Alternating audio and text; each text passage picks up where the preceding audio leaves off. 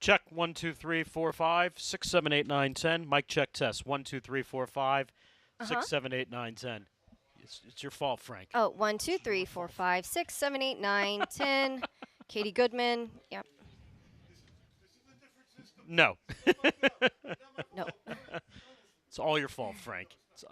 It's been your fault for 20 years.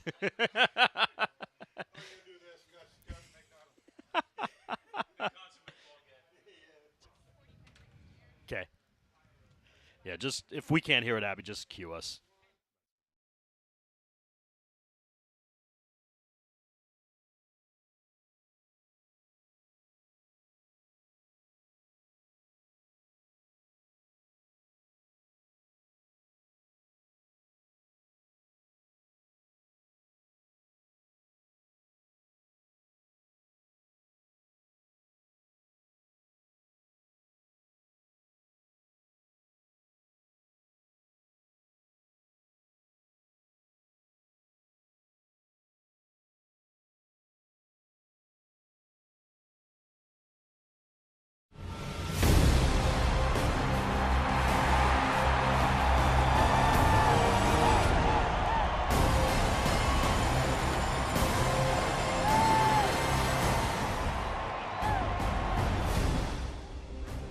A celebratory night on tap tonight at Toyota Field in South Texas. One final tribute to last season's SAFC Championship run. Phoenix Rising FC, the last team to win here at Toyota Field, a battle of Western Conference contenders. As we say hello from the broadcast booth, along with Katie Goodman, I'm Dan Weiss. Great to have you with us.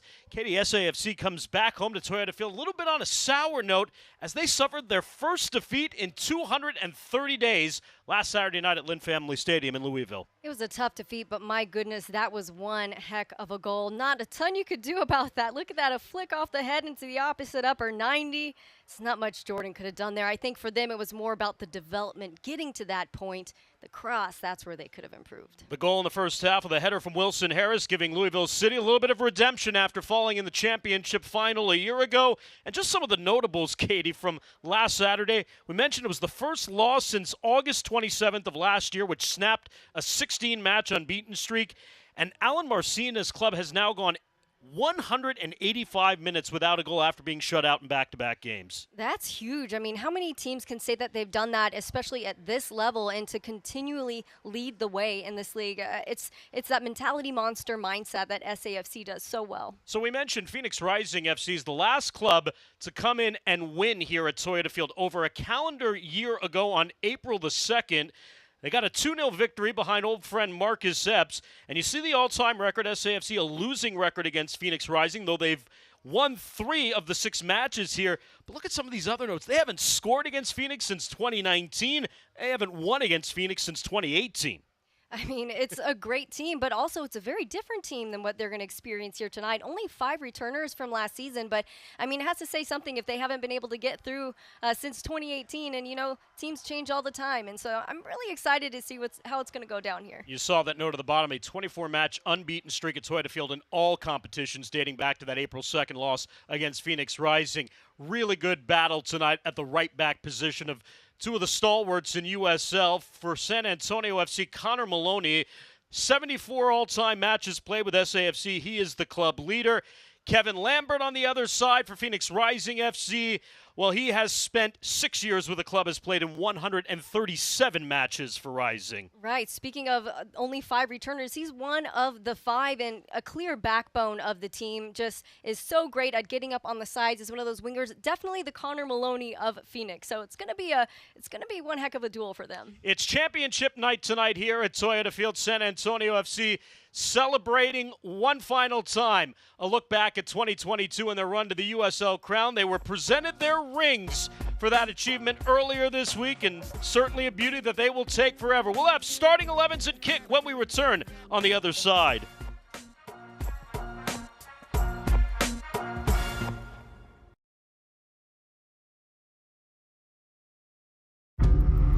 There's a powerful beast said to be roaming these woods. And if you listen carefully, you can hear it. And sometimes you can see its tracks. And every now and then, glimpse of it. Grandpa telling his stories again. The 2023 Toyota Tundra. Better trucks make better stories. Toyota. Let's go places. At H-E-B, we're inspired by Mexico. The colors, the flavors, and aromas. And we want to share them with you. So we created the H-E-B Mi Tienda family of products with authentic Mexican flavors. From savory marinated meats, frijoles and queso, to tamales, soft drinks, and more. H-E-B Mi Tienda brings you the traditional flavors you love. One more reason here, everything's better. Born to win, see, I'll never quit. Can't stop, man, I'm too legit. Prime time in my own mind. Victory, it tastes so fine. Part of a winner, you just a beginner. I'm saying I'm taking it all, yeah. It's big, it's bold, and it's back. Pizza Hut's iconic Big New Yorker pizza. Enjoy this extra large, extra cheesy pizza for only $13.99. We're bringing New York-style pizza to San Antonio. Pizza Hut. I had a great life and was in excellent physical shape. I never thought about the importance of heart health until I'd had a massive heart attack when I was just 35 years old. While on life support, I thought a lot about my son and the moments I would miss. Luckily, thanks to Methodist Healthcare, I received a heart transplant and a second chance. Now I understand that heart care is about more than just you. It's about being there for the ones that matter most, because your heart belongs to those you love. Back here tonight at Toyota Field, San Antonio FC and Phoenix Rising FC get together as we open Week 7 of the 2023 USL Championship campaign. Dan Weiss, Katie Goodman, our entire crew on hand here tonight. And a look at our starting 11s for both sides. Beginning with Phoenix Rising FC, which comes into play tonight with a record of 1-1-3, 6 points. They are currently tied for 8th in the Western Conference. We mentioned Kevin Lambert, but up top, Manuel Arteaga, the 28-year-old Venezuelan, will be a force to watch this season in USL. He already has 2 goals in his 5 games so far with Phoenix Rising FC under the guidance of second-year man Juan Guerra, the former assistant who turned head coach a year ago after coming over mid-season from Oakland Roots. For San Antonio FC at 3-1-2 and 2-0-1 here at Toyota Field with 11 points, tied for second in the Western Conference. Jordan Farr last week was named Player of the Month of the USL Championship for the month of March, and well-deserved. It's the 3rd time he has won that award. Only 2 other players in the history of the league have won Player of the Month 3 times, along with Jordan Farr as well. Alan Marcina's club back at home tonight after the 1-0 loss against Louisville City last Saturday night at Lynn Family Stadium. They went 230 days between defeats, now looking to start a new streak. But as mentioned, a 24-match unbeaten streak here at Toyota Field across all competitions. That's 18 in the USL regular season play, 3 in the playoffs, and 3 Open Cup games as well, Katie. Extremely impressive, and if you want to maintain that streak, I think it might kind of be the silver lining of the loss against Louisville earlier last week. Getting that out of their system and waking them up a bit so that when they come here at home and play in front of their crowd against this team, Phoenix Rising, who they haven't upset or taken down in so many years, this would be the time. Yeah, Phoenix Rising was the only club in the Western Conference a season ago that San Antonio FC failed to beat. In fact, they failed to score a goal against them, lost 2-0 here at home, and then went out to Wild Horse Pass Stadium, and they fell 3-0 on the 7th of May. So 5-0, Rising outscoring SAFC. That was still under Rick Shantz. Rising ended up finishing 12-16-6 out of the playoffs for the first time since 2016 when they were known as Arizona United SC. So it was a certain shock for a club that's been one of the premier teams in USL Championship over many, many years. Sergei Demanchuk is our center referee, and we are underway with Katie Goodman, our entire crew. I'm Dan Weiss. Thanks for joining us here this evening.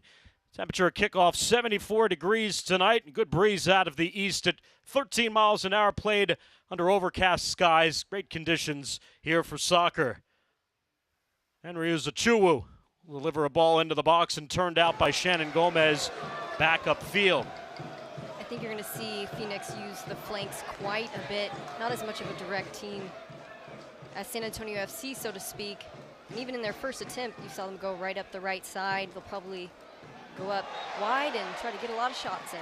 And that was the trademark of Juan Guerra's clubs when he was in Oakland last year. He used those flanks on the wings so predominantly, whether it was a guard or Rito on the right side, or now a member of San Antonio FC, Juan Azakar on the left side. So you got Uza Chuwu on the right side tonight. You've got the former FC Dallas homegrown player Eddie Manjoma streaking on the left side tonight, and that'll be where San Antonio FC will have to watch on the defensive end.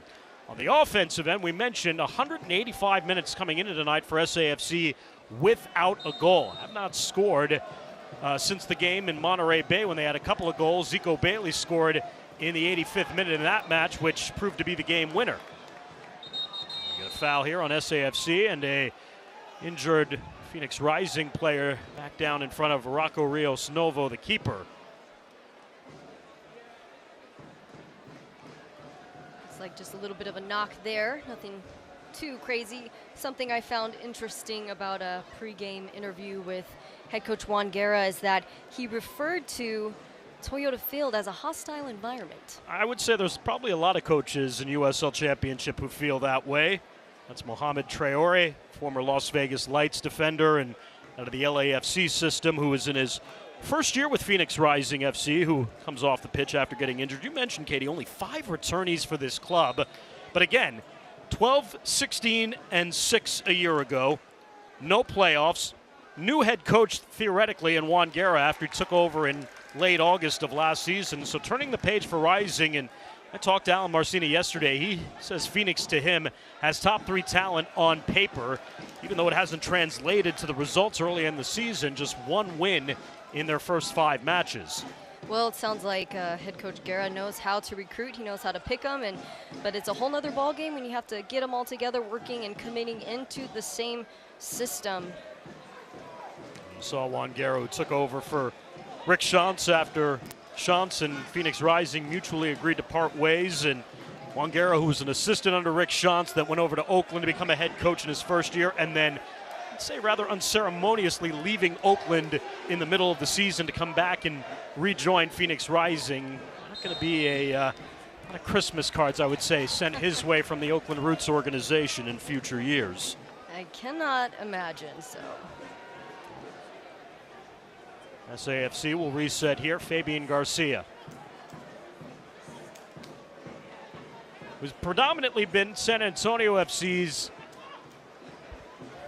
taker of when it comes to set pieces, and while you don't expect that to change very much, SAFC will add a new wrinkle into that, as Jorge Hernandez was signed to a contract brought over from Belgium earlier this week, player who was amongst the leader in chances created 2 years ago in USL with LA Galaxy 2. He's on the bench tonight. Expect a quarter hour of minutes for him. He hasn't played in a match since October, but we know what a dynamic left foot he has when it comes to set pieces. Yes, one of those players who's currently at the moment nursing a low body injury, but Coach Marcina said, hey, he is a game changer for us. We can't wait till he is healthy and ready to go. And even Coach Guerra had words to say about him. He had had some experience. Ooh, pressure early on here. Perano, as the corner conceded, or Nico Hansen rather, the corner conceded by Phoenix, and SAFC will have the first corner of the match. Going back to head coach Guerra on Jorge Hernandez, he said he adds cleverness and awareness between the lines, and just one of those guys who's really quick, direct, can flick balls on really easily, can turn and shoot, and he's interested to see how he's going to fit into this San Antonio FC lineup. The corner nearly flicked on by Nico Hansen, and instead Lambert will turn it back out. Mohamed Abu with that left foot clips the ball into the top of the 6-yard box, and it's turned out by Rising, and San Antonio FC back to play into the middle of the park. That's Isaiah Parker getting his first start tonight for San Antonio FC, the youngster on loan from FC Dallas. Meanwhile, up the right flank here for Phoenix Rising, Danny Trejo will send it wide of goal. And the goal kick awarded to Jordan Farr. Danny Trejo, 2 goals in his 4 matches. Former 14th overall pick from LAFC in Mendota, California back in 2021. Trejo had a great goal against Birmingham to set off the scoring for Phoenix. It was a quick rebuttal from Birmingham, but then they turned it right back over with the 3rd one. But it was really that first goal that he did such a great job of getting in between the lines. You know, you kind of expect a lot of the crosses to come from outside on the flanks, and this one that he got on the end of was a little bit different, and he really took advantage of it and looked great. They have two really good strikers there with Trejo and Arteaga up top, and then underneath them, the crafty Argentinian Federico Varela as well. Really provides a notable attack for Rising, and despite the fact that it just hasn't produced very much here to start the season, only 6 goals in their first 5 matches. This ball will be awarded back to San Antonio FC here in the opening minutes of this one. SAFC, which begins the night second in the West. It's the first time they are not leading the Western Conference table since week 7 of last year. That's how good of soccer they played on their run to a championship a year ago. I mean, there's plenty of teams who would be dying just to be in the spot that they're in now, but because of the expectations they've set for themselves, it feels like a setback almost. But there's still plenty of time throughout the season. Oh, cheeky from Pirano, and a great ball through, and Nico Hansen, and what a save from Rocco Rios Novo as he turns away Hansen, and the first golden opportunity of the match for SAFC is turned awry. What a beautiful example of that direct style of play. Look at this. He draws in the defender. He knows exactly what he's doing perfectly through the seams. Man, if he had hit that one touch, it might have been a different story, but I can see what he was trying to do with it there. Abu clips this one in, and Manjoma will turn it out. As we play on, Demancha keeps the whistle in his pocket. Phoenix Rising playing it back to the middle of the park, and Isaiah Parker will send it forward back down to the near stick, and that'll belong back to Phoenix. So Nico Hansen missed the game here against Sacramento, played last week returning against Louisville City. 2 goals in his 4 starts coming into tonight for the former 9th overall pick by Columbus Crew back in 2017. Scored the opening goal of the season on opening night against Oakland Roots. Hansen really is a perfect match for the San Antonio FC lineup. We saw it there, perfect example of his ability to get in behind seams with his speed and just able to draw the defender out. He just played that perfectly well there, and he's done that time and time again for SAFC. Very composed and very quick. Great first touch. Abu with a little heavy on that touch, and then takes out his man in the process. The ball awarded back to Phoenix, but you saw what Christian Pirano was able to do, dribbling possession to open that up, and that is kind of what Jorge Hernandez is also going to bring to San Antonio FC once he gets on the pitch. Similar type of player to Pirano in that regard. He can draw on the defender, and that's why he's one of the best playmakers historically in USL. I think Pirano single-handedly is responsible for the vast majority of a lot of those corners. He has this ability to dribble in, and even when he gets stuck in the corner, he can still convert it into a corner kick, which has really helped them out on a lot of those set pieces. And the run made by Trejo upfield, or Arteaga rather, into the box. As well played there by Fabian Garcia, and Arteaga trying to maneuver his way around Lamar Batista, and Batista wouldn't allow him any space, and Manuel Arteaga making his first appearance into this match tonight. 15 goals over the last 2 seasons for Arteaga, playing with Indy 11 over his 53 matches. Good fight, good hustle there, as we had mentioned, quite the hostile environment. So it's something that all of these players had expected. There was an interview with Babu, who is not quite on the field right now, but one of those great players who also is a returner, another solid piece of the puzzle there for Phoenix. But he had mentioned that they have a chip on their shoulder against San Antonio FC. They always play up because San Antonio FC is so physical. They have a way of almost bullying people there on the field. At least that's what it can feel like to them. And he said, you know what, I don't want to be bullied, so I'm just going to have to come and give it back. And it's going to be all about winning those 50-50s if we want to win this one. A giveaway there by SAFC in the middle of the park. Carlos Harvey running the attack, and the rest of his supporters kind of held up on their runs, and Phoenix is a little bit surprised this ball is going to be awarded back to Jordan Farr, as Carlos Harvey on his shot was redirected out by an SAFC foot. Instead, it's back to Jordan Farr. So far, the SAFC defense stout in this one. I asked Alan Marcina yesterday when I had a chance to catch up with him. A club that had gone 230 days without a defeat. It had been quite some time since San Antonio FC had gone back to the locker room on a losing note, I asked him what was the reaction of the players, and he said, I couldn't really tell. I was too mad myself about the game. Well, Marcina, who self-admitted not a very good loser in that regard, in the sense that no coach likes to lose, but in Coach Marcina's case, and no disrespect to Louisville City, he felt that his club just a couple of moments throughout the course of the game didn't play to their standards and their identity, and those were those moments where Louisville City was able to cash in and capitalize for the lone goal of the match. And other than that, he felt his club started to wake up in the second half. They ended up out shooting Louisville 11-4 over the course of the match. The problem was that only 2 of their 11 shots ended up being on target.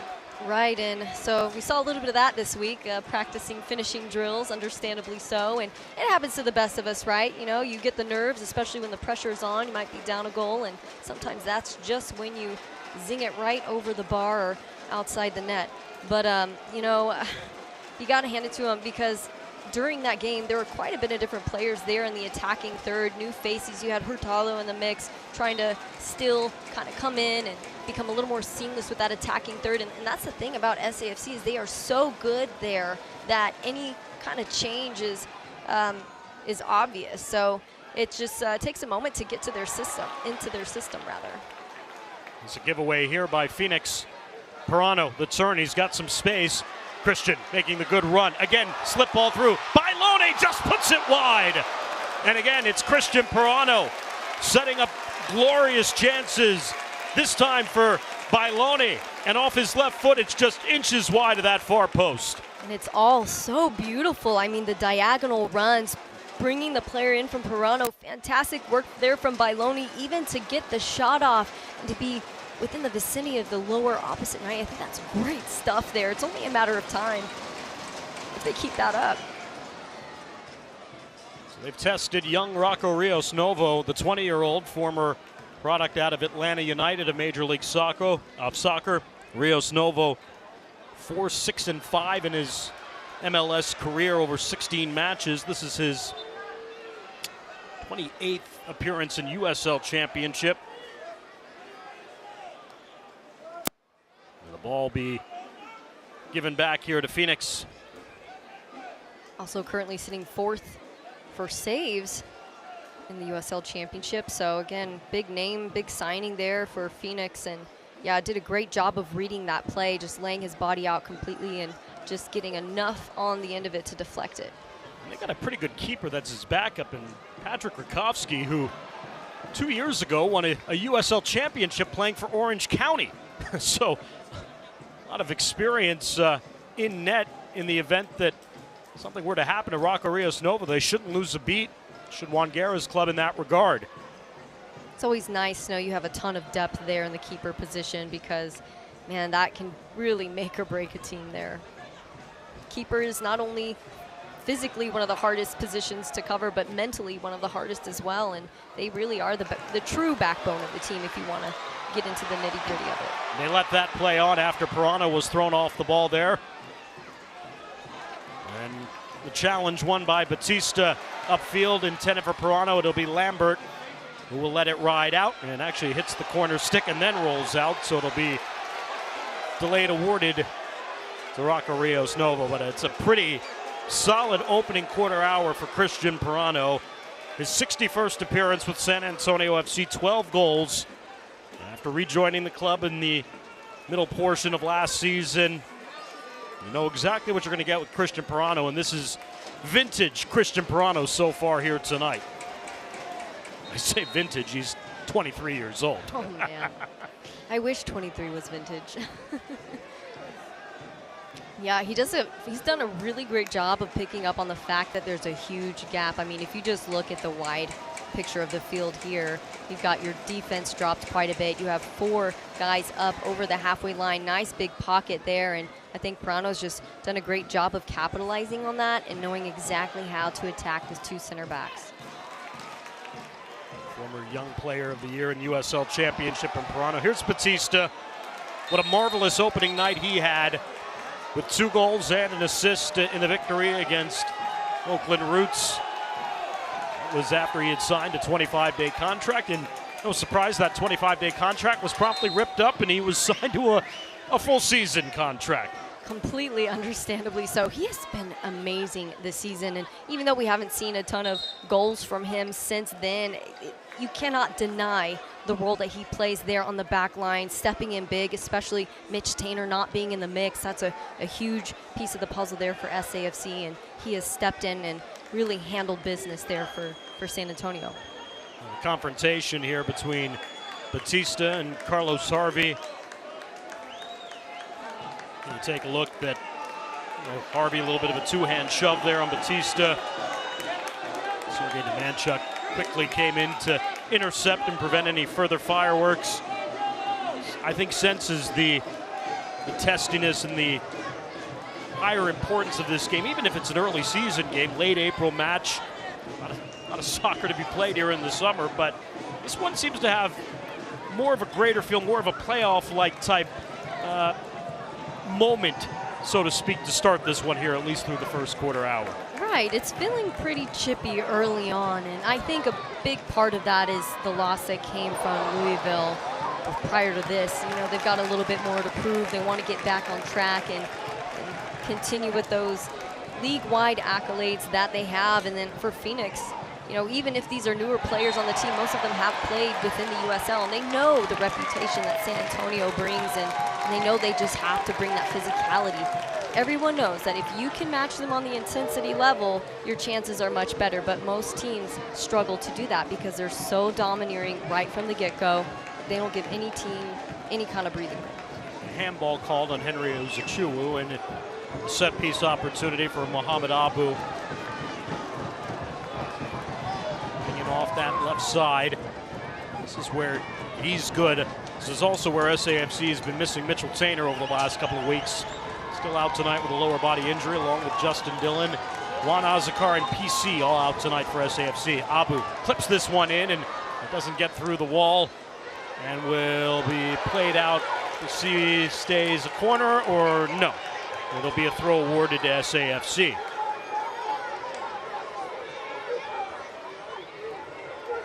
So Isaiah Parker will come over to take the throw here now, working with Abu.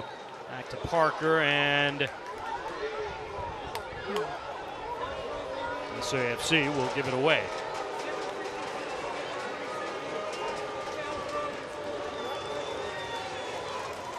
So the chances have belonged to the home side here so far tonight, with the first good test on Rocco Rios Novo from Nico Hansen denied, and then moments later, Nacho Bailone just missing the crossbar wide, or excuse me, the far post wide.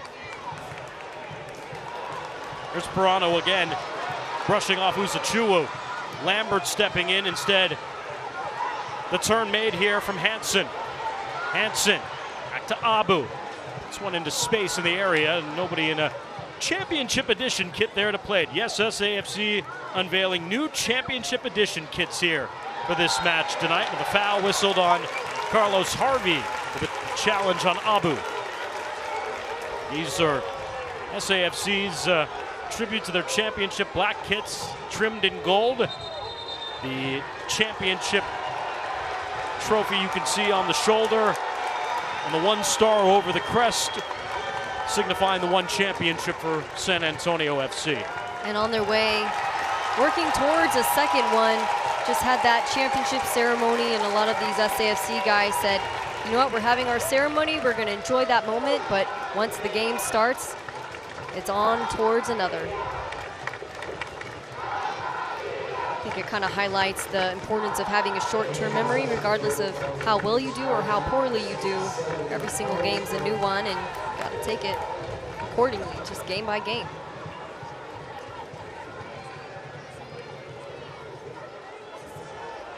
Federico Varela behind the line here as he angles up with his keeper, Rocco Rios Novo. The Abu. He can go direct here if he wants. Rios Novo covering to that far side. Abu plays one in, headed out. Parker trying to drive the rebound back in, and Arteaga to it first. And now the counter for Phoenix, but they give it away on the far side. as Eddie Munjoma couldn't keep it alive. Great effort there, just a little bit too much traffic to get through, and that's something Phoenix has done really well, is being super compact on defense. As their defense drops quite a bit as well, which makes it a little bit harder to get a quick transition in on them. On the flip side, you do notice SAFC is spending a lot of time in their half, and it's partly because their defense is sitting back in that nature. It's a foul on Ja'Cory Hayes, playing in the midfield tonight alongside Abu, again in the absence of the captain, PC. And we mentioned no Mitchell Taintor, no Justin Dillon. Tough losses for San Antonio FC, particularly Dillon, who's only suited up in 2 matches this year. They miss a lot, Katie, with Dillon being out of the lineup. They miss not only his presence as an imposing figure at 6'4", but also the pace he brings, the attention he draws, just opens things up for so many other players on the field. Even in Dillon's case, he has not scored since July 16th of last year, which is hard to believe. Right, and I had the chance to ask him about it, and he said, you know what, I'm going to be just as happy if one of my teammates score because I created a wonderful opportunity for them, and I think that says a lot about him. He's a really selfless player, and he has that ability to really draw the defenders out, create space, and give a lot of his other teammates these glorified moments where they do get the goal. And so, you know, everybody brings something a little bit different to the San Antonio team. Farr had to come well off his line with the footsteps of Danny Trejo after the vertical ball was played forward by Carlos Harvey. Meanwhile, Rising trying to build something up here in the middle of the park. They give it away with Renzo Zambrano. And that sets off the counter for Nacho Bailone. Bailone with a sidestep. Alejandro Fuenmayor plays a good ball into the box, but it's too heavy on the touch there. Parker fouled upfield from Arteaga. Another set piece for San Antonio FC, who's enjoyed several of these opportunities here so far in the first half hour. Right, it's the 1v1s for me. Whether you have somebody running alongside you or not, San Antonio has just done a really good job there of maintaining their composure as they're going in with speed. And you can see it's catching Phoenix on their heels a little bit. And I think what could help them is just delaying that onset a little bit more. That would be a ball normally in Mitchell Taintor's vicinity. Shannon Gomez there that time on the far side, flank, or rather Batista. And then that'll be a foul on San Antonio, coming back against Fabian Garcia. By the way, on the previous set piece from Mohamed Abu, where he got upended by Carlos Harvey, Harvey was issued a yellow. Was back in the 20th minute, so Carlos Harvey sitting on a yellow. That's his 3rd caution of the season. The native of Panama, who scored his first goal in international play back on the 12th of March for his native country. 23-year-old who spent time in the LA Galaxy system. Harvey's got 7 goals in his 59 career USL Championship matches. Has always been a handful against San Antonio in his time in LA. This is Trejo. Make the run here. Sidestepping Isaiah Parker, edge of the box, drives one in off of Batista, ricochets back to Farr. San Antonio defense is really tough to get through once they've been able to kind of stand you up like that. And so I think that was a great effort from him considering the circumstances. Maybe another option would have been to bring that ball back, recycle a little bit. That's kind of in line as well with the Phoenix mentality and system of play that they have. A great return ball to Bailone as he tried to work it back into the middle, and it's defended out. Nacho Bailone, Alan Marcinez said we need more from him as the striker taking the minutes right now of Justin Dillon. Has to play with that pace that we've seen him play with. He's always been in his time in SAFC something of a super sub for them coming on in the second half, but now getting these starting minutes in the absence of Dillon. Parker drives one over goal out of play. Trying to make the turn there on the left flank. Isaiah Parker was the 3rd overall pick by FC Dallas back in 2022. Played 1 season at St. Louis University. Last year playing in MLS Next Pro. 2 goals in 23 matches with North Texas, the reserve club for FC Dallas. FC Dallas is one heck of an organization. Again, a great academy as well, and just adds to that Texas beef that they have between Austin and San Antonio and Houston, and just a ton of great soccer here in Texas. And San Antonio's had great success with loans from FC Dallas over the years. Go back just a season ago, Nicky Hernandez coming on loan from FC Dallas and certainly flourished here in his time in San Antonio. Hopefully the same for Isaiah Parker, forever how long his loan will be. Rocco Rios Novo looking in the direction of Arteaga will volley that one along. Jordan Farr not really tested here in the opening half hour. Much of the play has been on the Phoenix side of the field. Connor Maloney in an unusual spot of the right back position tonight. Playing in that spot usually occupied by Mitchell Tainer. Shannon Gomez playing upfield ahead of him. Those early possession numbers, and that would surprise you because Phoenix Rising ranks as one of the best possession teams in USL. 55% for the season coming into tonight. San Antonio FC just a 40% possession club. And in fact, these two clubs are on the opposite ends of the extremes when it comes to completed passes. An 83% passing accuracy for Phoenix compared to just a 56% passing accuracy for San Antonio. That's why it's so hard for a lot of teams to judge San Antonio with that direct style of play. I mean, you blink and they've made a goal because it's such a quick transition. That's really where they beat a lot of teams, that and on the 50-50s. And so what you're seeing here is if Phoenix is not leading in possession, it's because they're not beating them to the 50-50s, which is what San Antonio's so good at doing. They just smother people. Yeah, and the possession has been with tremendous purpose for SAFC as they win another giveaway. The return ball from Abu didn't come through. Traore upfield. I think what we've seen so far from San Antonio FC is still maintaining that direct style of play, but with less of the quick transitions, and it's because there's so much of that space in the middle field as they go into attack. Varela out wide, Usachuwu, Harvey. The defense collapses, Harvey goes to ground. He'll get back to his feet, no whistle as Sergei Demanchuk has to stand in front of Lamar Batista as him and Harvey have already had a confrontation in this match, and Demanchuk wasn't allowing a second to happen. That's a push in the back there from Kevin Lambert, and that'll be awarded a free kick for SAFC in a dangerous spot. And right now, Phoenix Rising Club that looks frustrated here in these first 28 minutes tonight. Watch this back here, and yep, push from behind, and it's going to be one heck of a shot if he can take it, and I'd go for the right 90, upper 90 if I were them, but hey, it's different to be in the hot seat, right? Well, Fabian Garcia and his right foot can do wonders from this spot here. And we've seen it time and time again. And again, it'll be interesting when Jorge Hernandez gets on the pitch because you're going to have a player of the exceptional caliber of Fabian Garcia, but from the left foot perspective, taking these types of set pieces. So Bailone and Garcia over the ball.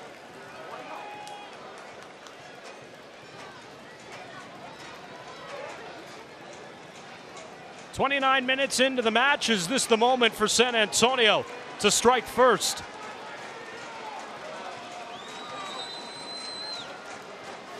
And we'll have to wait a few more seconds for the verdict. Should they be the first to strike first? They are unbeaten in the last 49 matches when scoring first. So that would be quite a big win for them here in this moment if they could put it in the net. Garcia to that near post and just wide. He turned it off the inside of his foot, and he knew it as soon as he came back upfield. Watch it here, yep, had just a bend on it. No good there, but with the rate at which they're playing with this kind of intensity, it's only a matter of time before there's another opportunity there, and that goes for both sides, really and truly. That's the fourth shot for San Antonio in this first half. And again, just the one on target, and that came from Nico Hansen. Was turned aside by Rocco Rios Novo, and Every time Phoenix kind of gets to this point of the middle of the park, that's where San Antonio FC's press comes to meet them and does not allow their penetration much further. Right, and on the flip side, you can see where instead of Phoenix doing that exact same thing, they tend to dictate a direction in which they want them to go. That's not always the case, instead of closing it down as they're entering into their half of the field. And of course, easier said than done, but it's feeling like a little bit more of a passive defending style, in my opinion.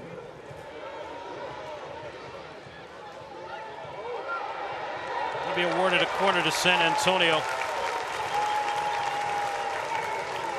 It'll be their third corner of the match. Bailone coming back over here to the 6-yard box area.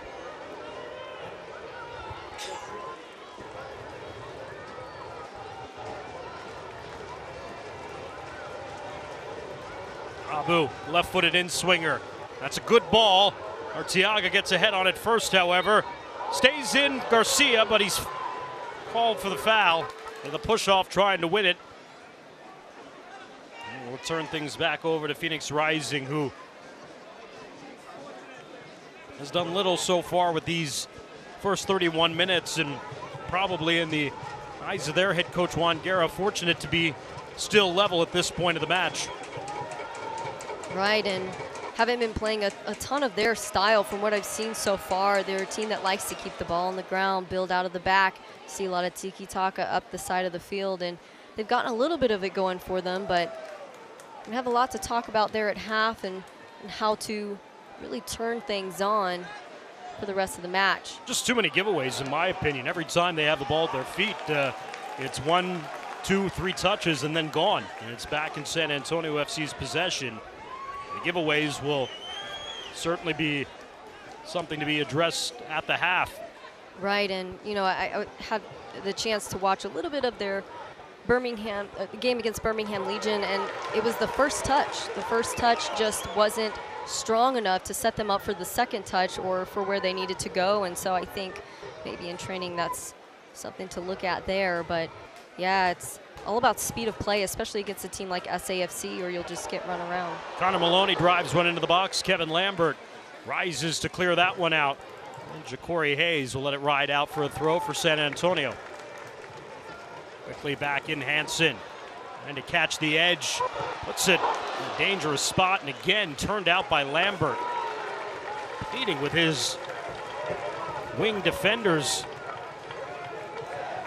Not allow SAFC to get to their spots. Abu. Hansen is definitely one of those players who is tricky and speedy, and so you think he's going out of bounds, and nope, he brings it right back in. That's a giveaway, a rare one for San Antonio here in the first half. Great recovery for Connor Maloney as he works the ball free. Back to Fabian Garcia. I think that's what makes Connor Maloney so great, is his ability to get back on defense no matter what his position is on the field. Here's Perano. Cheeky ball through, played out by Phoenix. And again, Ja'Cory Hayes coming back, wins the ball away. Another giveaway by Rising. Hayes looking for Shannon Gomez. Gomez slips the ball through. That's driven out by Traore. Phoenix back on their heels here, 35 minutes into this match. To find a way to alleviate some of the pressure on their back line. In a moment like this, San Antonio FC would be wise to look for the long shot. A nice chip in is also a good idea, but there's almost nobody there above the 18. You could have a nice look at an upper 90 from there. It was a good switch of the play by Phoenix, but it was a giveaway, and unfortunate Lamar Batista couldn't keep it in play because they had the entire right side of the field to operate with SAFC overloaded on the opposite side. We'll still win a throw out of it here, however. Arteaga. Yeah, Phoenix is a team that loves to use the full width of the field, and so I'm surprised we haven't seen more of those switches like that yet. Well, I give credit to Alan Marcina and the way SAFC has game planned and defended for it. They have not allowed Phoenix to use the wide channels that they would want to. Arteaga fouled here right in front of the fourth official. And the interesting thing about Marcina's game plan is he doesn't change it up a lot. He really believes in that direct style of play, that intensity, but you can see here where it has changed, but it's still within the realm of that identity that San Antonio FC has. It's just a slightly different tweak of that direct style of play. Lambert will take the free kick. Arteaga. Renzo Zambrano, switch of the play, but drives it over the head of his target over there on the far side. It is a good switch there. It's hard to pick your head up sometimes and see who's camped out backside, but I think that's going to be really their only way, is getting a quick switch and a quick transition there on San Antonio.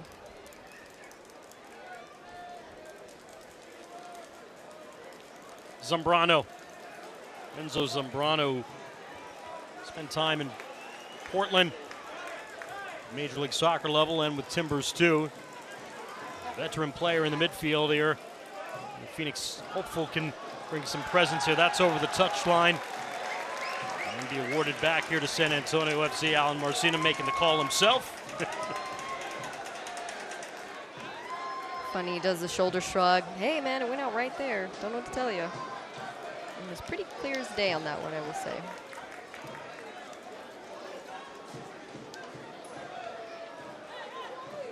Abu will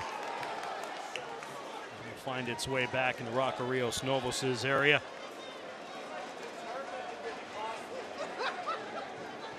As the 20-year-old keeper will scoop it up and will quickly play out. Varela on a nice ball upfield. Here's Uzachuwu. Slips past Parker. Parker trying to make the recovery. Takes it out, and they're going to call Uzachuwu for the foul here.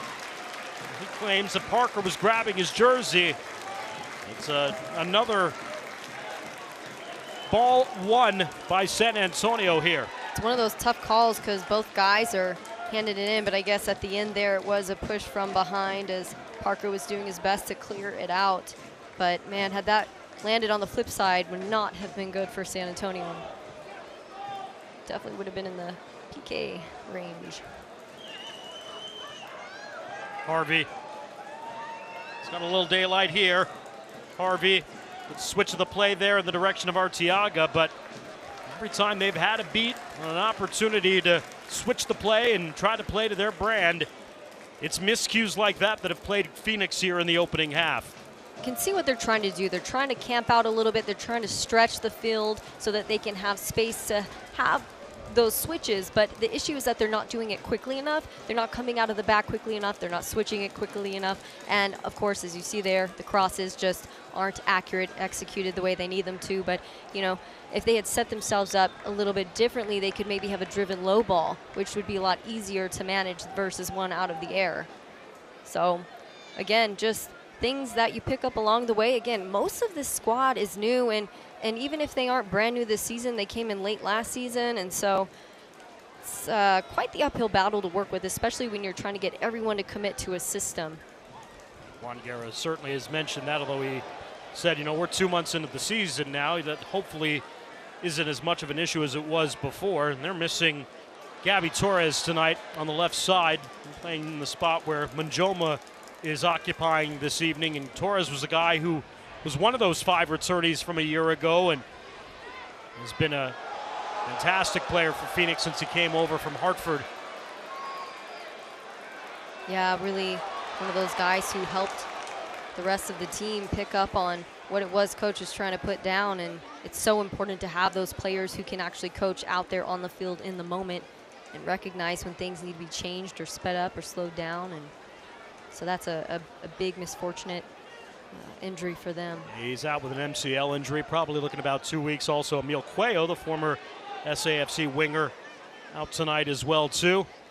Cuello in his first season with Phoenix Rising. Batista, Abu. Lambert.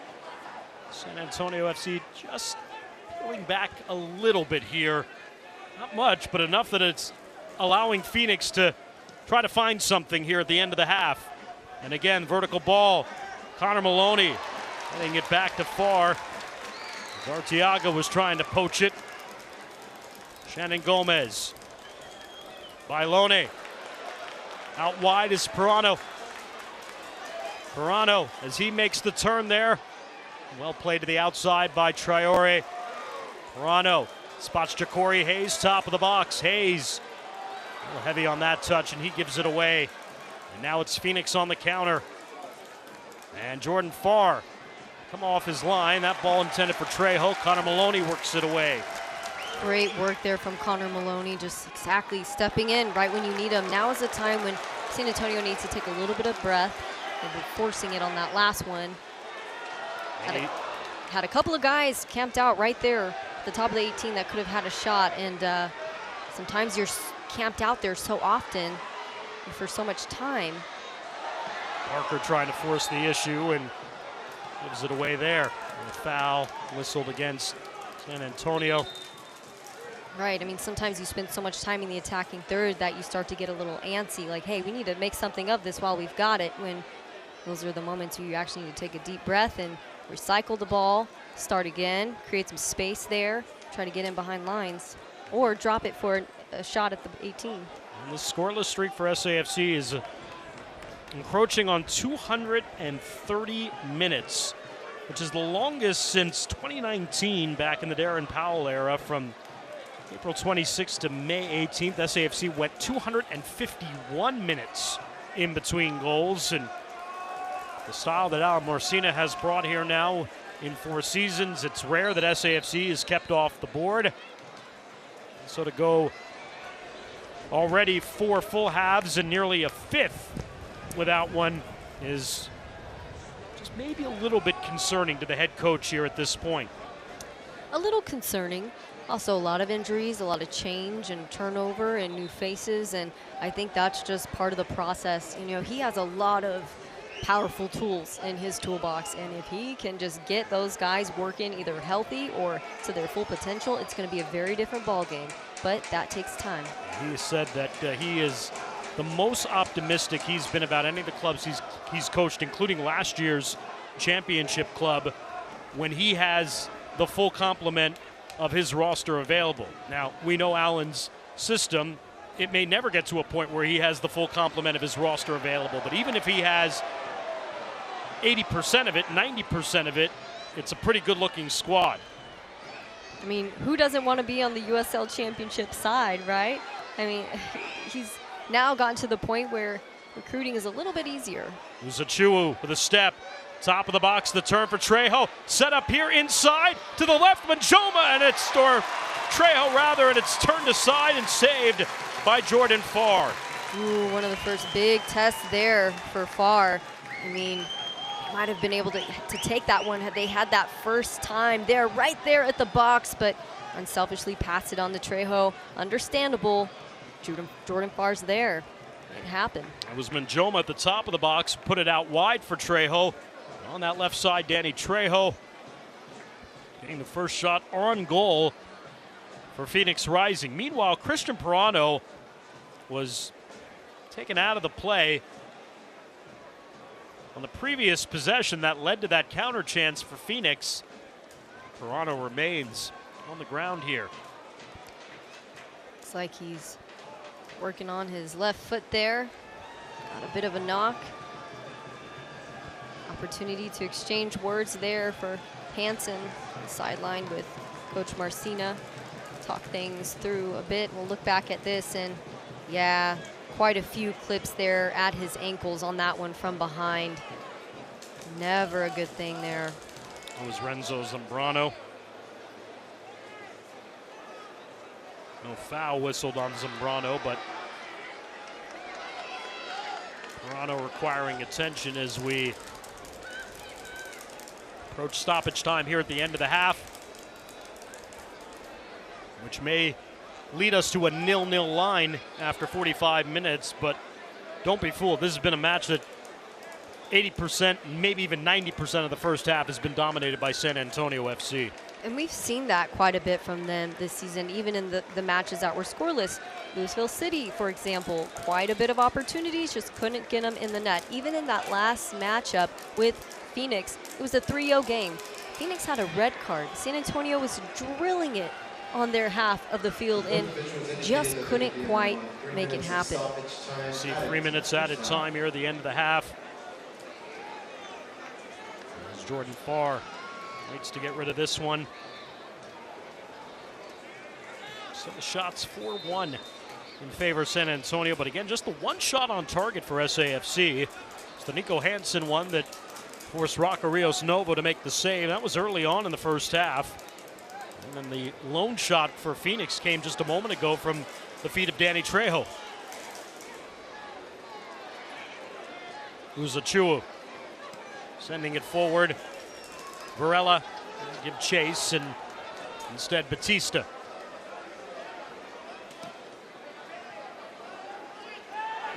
Look in the direction of Nacho Bailone.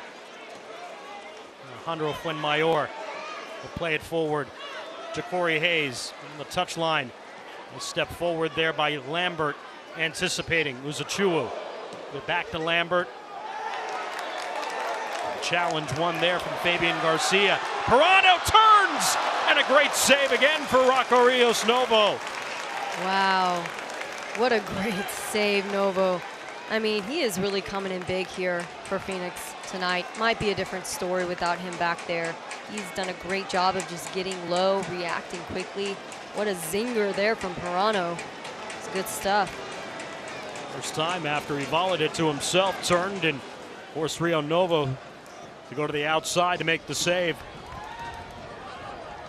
Lambert tracking back on the ball. Now there's a little bit of contact from Bailone, and the whistle blows.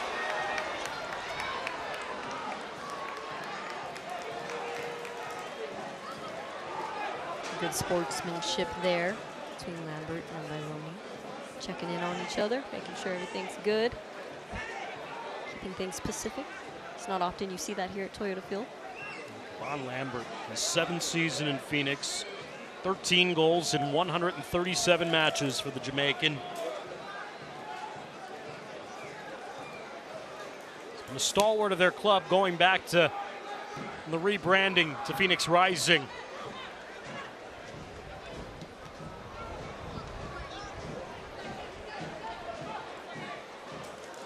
Batista will let it ride out here in the closing seconds of this opening half. As the winds have picked up here at Toyota Field. Expecting storms later on in the evening in the area, but we should play this match rain-free in the second 45 minutes. Uzochukwu. Varela going to slip one through. Played out. We'll see if Rising gets one last crack at it here before the referee blows his whistle. They're going to do it. Now is the time. Uzochukwu to the outside, plays a good ball across. Oh, and it lands right at the feet of Manjoma. He's forced to take it out, didn't catch it cleanly. Now switches the play, sending it back across, and Isaiah Parker will make the clearance, and that's how the first 45 minutes will come to an end at Toyota Field. San Antonio FC, championship caliber level first half, even though they come up empty on the scoreboard, but dominating the play here, out shooting Phoenix 5-1, and two great saves from Rocco Rios Novo and Nico Hansen, and then a moment ago against Christian Pirano, but we're 0-0 at the half here at Toyota Field on a Saturday night, week 7 of USL Championship action. Don't go anywhere. Katie and I back with a half when we return right after this.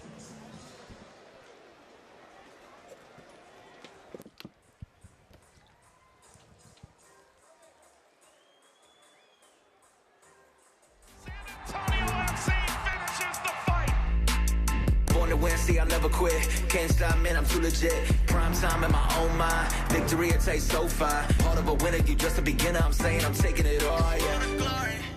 For me, starting out in this business, it was very overwhelming and also exciting. My name is Casey Hanlon, and SWBC PEO really helped propel my business. They have automated payroll systems for me. They helped create my employee handbook, and they have over 45 experts that know how to handle just about anything employee related. I could not have one person do the job that SWBC PEO does for us. Our partnership is not just business, it's a relationship.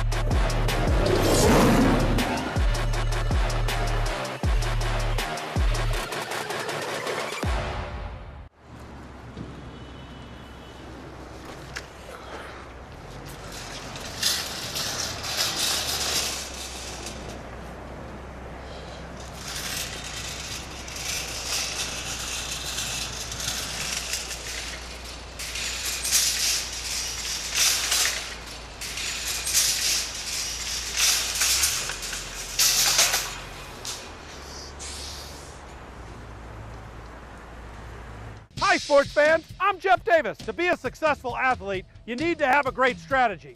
And just like your favorite competitor, at Davis Law Firm, we play to win. Working remotely during this national emergency, we settled a wrongful death case for $6 million for the family of a father killed by a company van. That means call the Fours because the Fours are with you. So if you've been in a car or truck wreck, call me at 444-4444. That's 444-4444. We'll come to you during this broadcast. That's right, there's only one number to remember, and that's 4.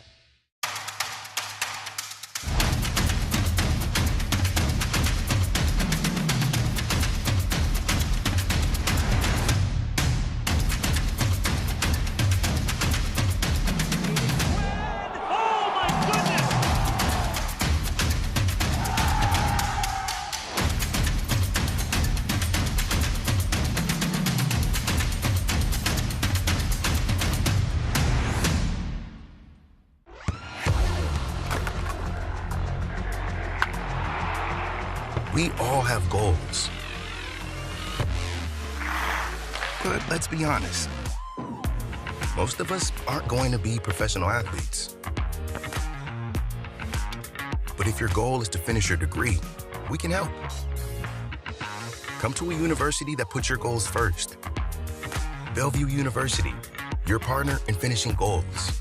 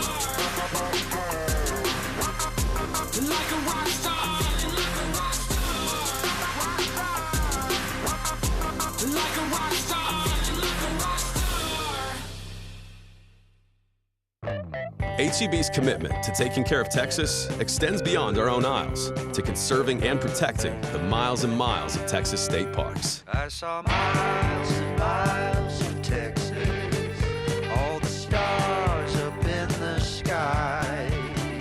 I saw miles. Join us in celebrating 100 years of state parks by finding a park near you and learn more about our sustainability commitment at ourtexasourfuture.com. I had a great life and was in excellent physical shape. I never thought about the importance of heart health until I'd had a massive heart attack when I was just 35 years old. While on life support, I thought a lot about my son and the moments I would miss. Luckily, thanks to Methodist Healthcare, I received a heart transplant and a second chance. Now I understand that heart care is about more than just you. It's about being there for the ones that matter most, because your heart belongs to those you love. For me, starting out in this business, it was very overwhelming and also exciting. My name is Casey Hanlon, and SWBC PEO really helped propel my business. They have automated payroll systems for me. They helped create my employee handbook, and they have over 45 experts that know how to handle just about anything employee related. I could not have one person do the job that SWBC PEO does for us. Our partnership is not just business, it's a relationship.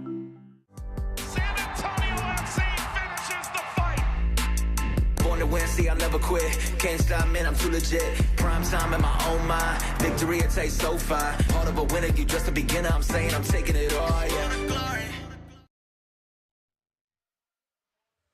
0-0 at the half. San Antonio FC and Phoenix Rising FC meeting for the first time here in 2023. Entertaining first 45 minutes as we welcome you back upstairs to the broadcast booth. Along with Katie Goodman, I'm Dan Weiss. Great to have you with us. Katie, for both coaches, great first half. Great first half for San Antonio FC. Alan Marcinez saying, guys, the goals are going to come. Let's keep playing the way we're playing. If you're Juan Guerra, great first half, and that it's 0-0.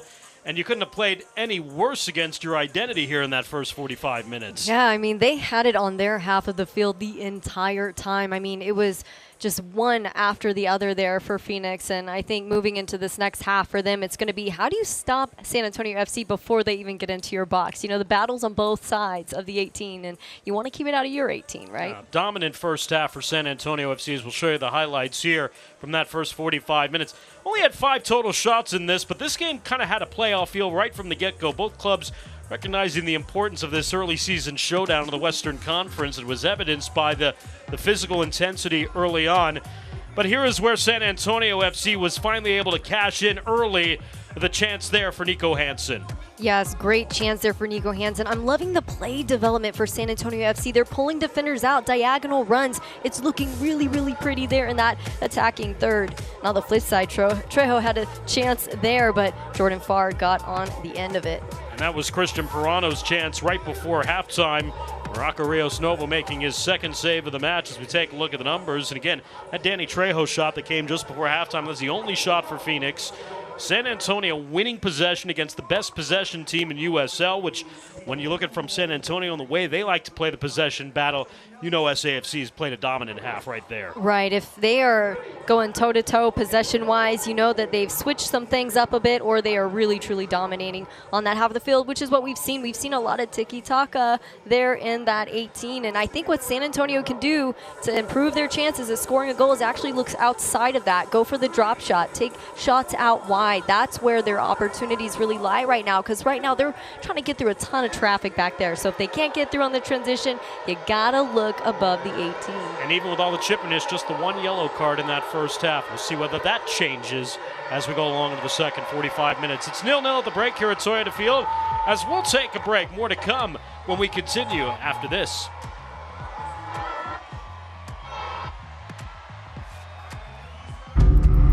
There's a powerful beast said to be roaming these woods. And if you listen carefully, you can hear it. And sometimes you can see its tracks. And every now and then, you get a quick glimpse of it. Grandpa telling his stories again. The 2023 Toyota Tundra. Better trucks make better stories. Toyota. Let's go places. To me, the power of an educator is an awesome responsibility. Wanting kids to see their full potential and how amazing they are. As an educator, First Mark has helped me learn how to manage money. And now that we have financial literacy in the classroom, I am able to use those life lessons in showing my kids how to take care of themselves financially.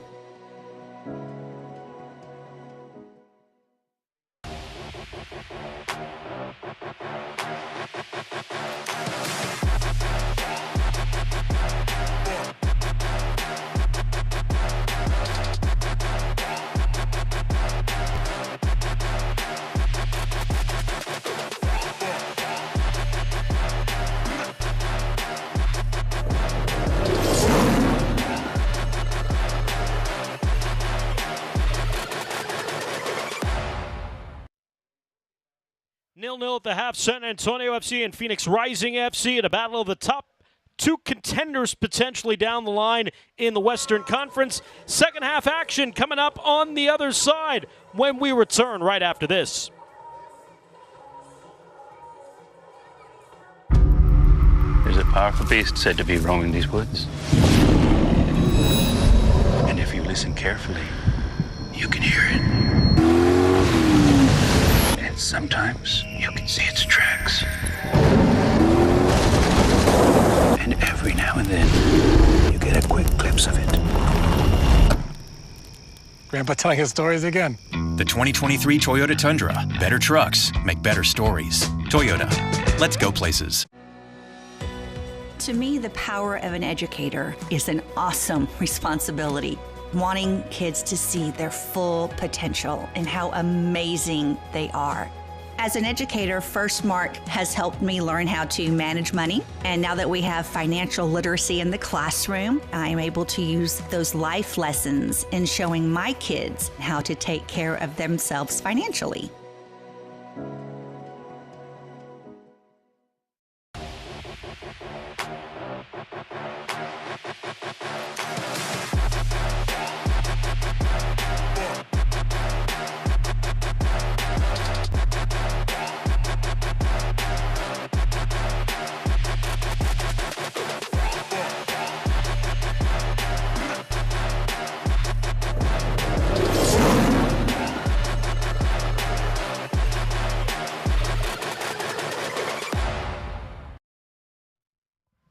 Halftime here at Toyota Field. San Antonio FC, Phoenix Rising FC 0-0. Both clubs coming back onto the pitch here as they prepare for the start of the second half.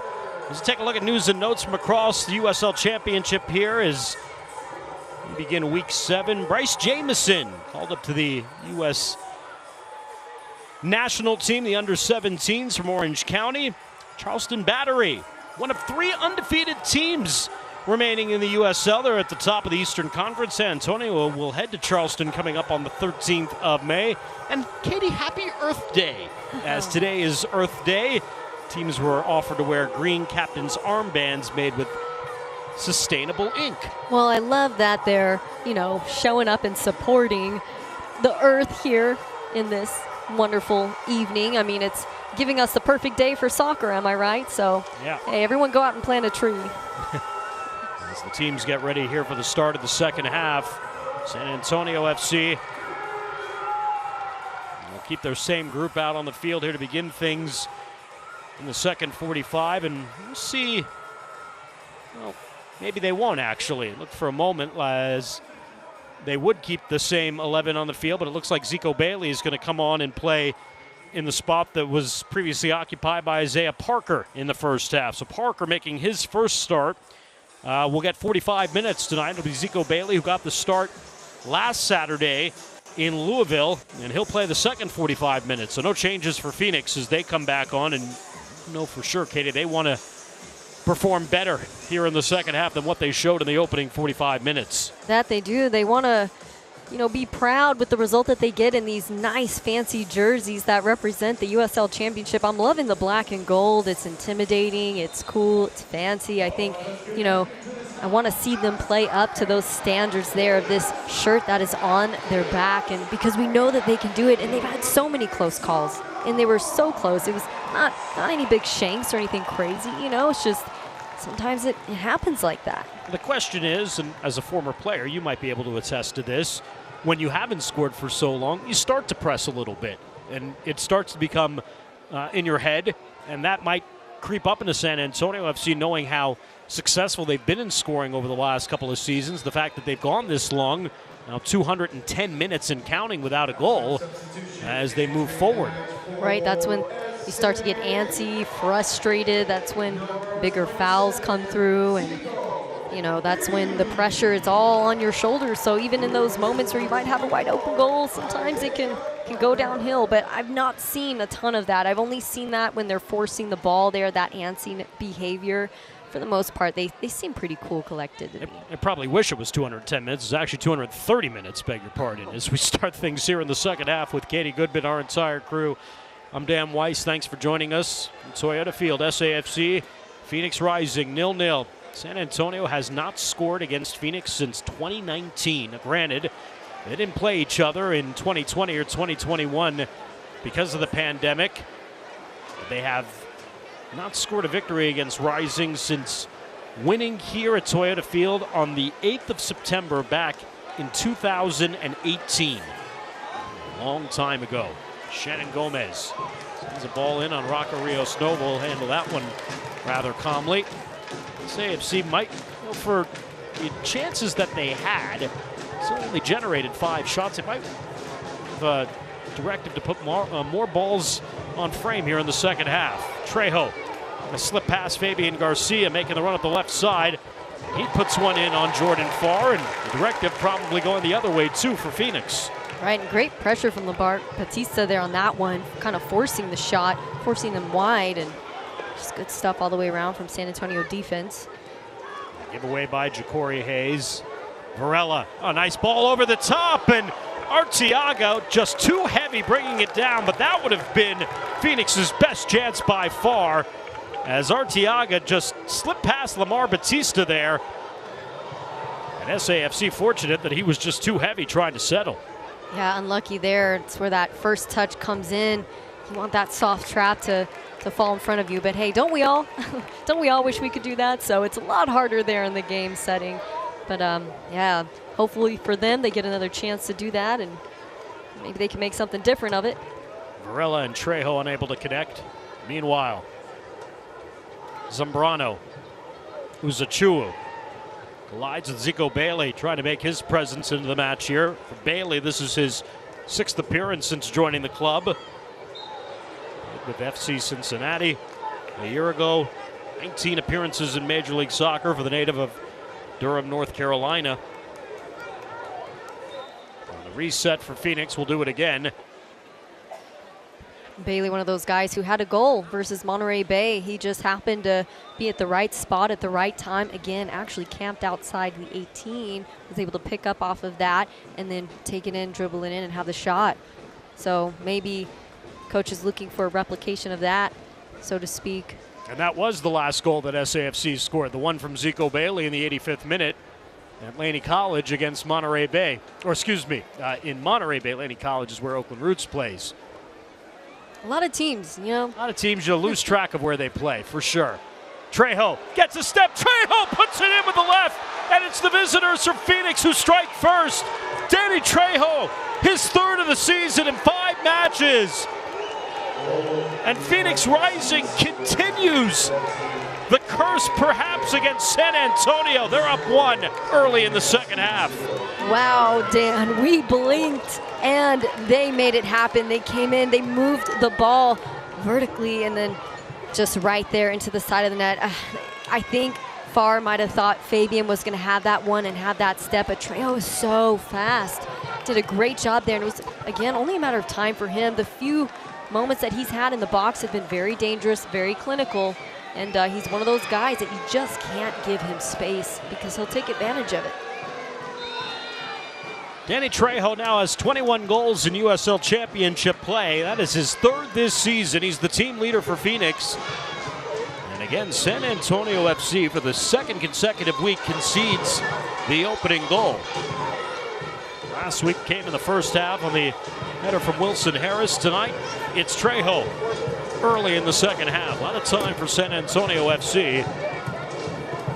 And again, the way they've been playing, you think they're still in a good position here. But does that goal change the complexion of this match? And does it give Phoenix a little bit more confidence than what they've shown so far? That ball is won away there by San Antonio. Zico Bailey racing up that left flank. Bailey's got some space. Bailey to Ja'Cory Hayes. Hayes puts it on frame and punched away by Rocco Rios Novo. Oh man, can you imagine if that would have been quite the rebuttal? But they did exactly what I was hoping they would do, bring that ball in, bring it top of 18. He had some space there. He took the shot. Great deflection. Even better block there from keeper Rocco Rios Novo. Fantastic job there. 4th corner of the match to SAFC is cleared away by Phoenix. Back in the vicinity, Rocco Rios Novo out of position coming off his line, but saved by Lambert. Trejo to ground. Tom Maloney wins possession. Maloney sends it in and headed away. And the corner awarded to San Antonio. A lot of bodies flailing around in the box. You know, maybe not a goal there, but the answer there from San Antonio FC says so much about them. They were instantly right back at it, down their throats, throwing ball after ball into the 18. Just unfortunately can't get on the end of it there, but you had mentioned, hey, does this goal change things for Phoenix? And I think it does. A big goal, a big save, that's exactly what you need to put the wind in your sails. Shannon Gomez unable to get it over the top. Arteaga on the counter. Pass Connor Maloney. Here's the build-up for Rising on the counter with Carlos Harvey playing it out wide, and it's Lambert. Uzachua over to the far touchline. Harvey coming back on the ball. Arteaga lets it roll through. Varela out wide. Munjoma. As they've widened out SAFC, Eddie Munjoma into the box. Munjoma brushed back to the outside. Harvey upended. And a free kick awarded to Phoenix of the foul against Lamar Batista. Carlos Harvey wants a yellow, claiming the exact same foul that he committed on Mohamed Abu back in the first half that resulted in a caution for him. Have to see that one played back here from this angle. Looked like could be a little bit of a fault on both parties here. I think a little bit more of a dramatic fall there from Phoenix than necessary, but hey, they've got the call and they've got the opportunity here. And even in those few short minutes that we've seen from them since this goal, and the few times we've seen them build out of the back, it feels more confident to me. I'm feeling some really confident vibes from Phoenix.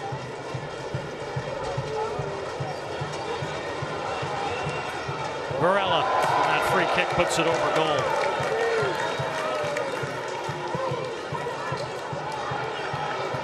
Farr gets rid of it quickly. Upfield, stumbling, losing his footing there. And they come back on the ball and win it away. Traore, Bailoni momentarily ends up with it. A foul whistled on Traore. It'll be a set-piece opportunity for San Antonio. So much happening in that one transition. One body on another, and then good on Bailoni to pop up, try to recover it. Good call on the ref there. San Antonio has got to take advantage of this opportunity. I'd be looking backside on this one.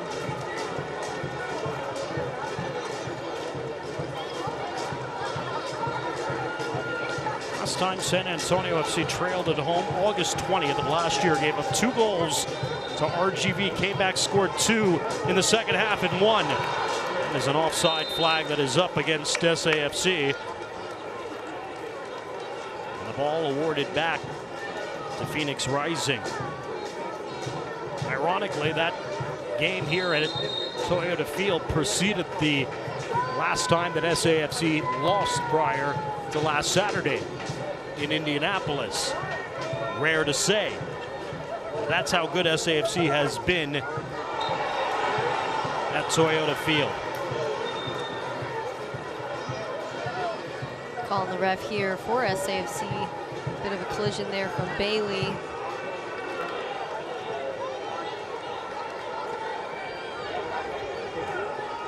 So Batista on the reset. Trejo in the 49th minute. Getting the start tonight in place of Erickson Gallardo, his 21st career goal in USL Championship. Bailoni heading it along, drops in front of Rios Novo, and he snatches it away from Nico Hansen at the final moment. San Antonio has had a couple of opportunities there, but not any clear looks. So Phoenix defense kind of waking up here and starting to make things really difficult for San Antonio. Varela off the ball. Pirano, the outside. Pirano goes to ground. And a penalty awarded to San Antonio FC. And the drama continues. Kevin Lambert can't believe it. Look at it back here. Yep. He had that arm over the shoulder, tripped him from behind. That was a good call all day long. So it is a second yellow to Carlos Harvey and a red. And he will be sent off. And not only will SAFC have an opportunity, an equalizer, but they'll play a Phoenix squad that'll be a man down for the final 35 minutes in this match.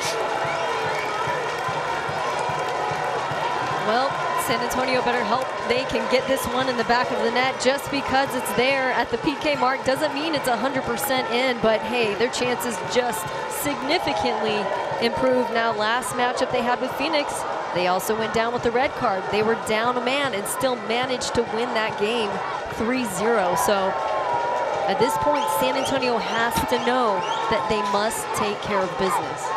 It's the first penalty of the season for SAFC. A year ago, they were 3 of 6 on penalty attempts. So Harvey will be sent off here. The second yellow. And another yellow. Did have Roman Holt score a PK at the Club de Leon game for the first US Open Cup game.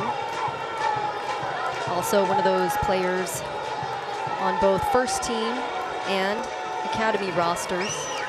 Great kid. He's really, really strong in that game, but here it's going to come down to Pirano and what he can make happen in this moment. Harvey is just, not surprisingly, taking his sweet time making his way off the pitch. To some degree, Phoenix, I think, feels like they've had a couple of calls that have not gone their way, particularly on that possession. Varela got beaten off the ball, brushed to the ground, and I'm sure Phoenix thought there should have been a foul there. That then preceded what ended up turning into the penalty that was awarded after Harvey called down Pirano. There's also a moment with Trejo right before the second half ended that looked like could have been a foul in the box. Ref said no go, called the game. Here we are. But, you know, I will say I think I've seen a little bit of both of that on both sides, and that's all you can really ask for from the ref. So Pirano steps to the spot. He's looking for his first of the season against the youngster Rocco Rios Novo. And Pirano is true as he puts it past the keeper and in, and SAFC has leveled at 1. Wow, this must feel so good for San Antonio FC, knowing that, hey, they are so close to breaking this Phoenix curse. We'll take a look back at it, and the way he wound up, he took that step to the right. That's an indicator of where he's gonna go, and Novo guessed correctly, but just couldn't withstand the power, sped right above him, but he was in the vicinity, and that would have been a heartbreak for Pirano and all of San Antonio had Novo would save that one, but instead, here we are. It ends the scoreless streak for SAFC at 244 minutes between goals. Christian Pirano in the 59th minute levels us at 1. Danny Trejo will depart, the first substitute of the match here. It'll be Jose Hernandez, rather, the carryover from Oakland Roots, playing with Juan Guerra a year ago. The Mexico City native, his 129th appearance in USL Championship. 27-year-old, long history with Coach Juan Guerra. Signed in December of 2022, so still not one of those players San Antonio has had a chance to go up against just yet. Played him in the USL Championship playoffs a year ago in the opening round here at Toyota Field when SAFC topped Oakland 3-0. As we're 1 hour through this match, both goals coming in the second half. Danny Trejo in the 49th minute, followed by Christian Pirano on the penalty in the 59th minute, has leveled us at 1. Again, Phoenix playing a man down. Carlos Harvey picking up a second yellow and a red. Bringing down Pirano inside the box has been sent off.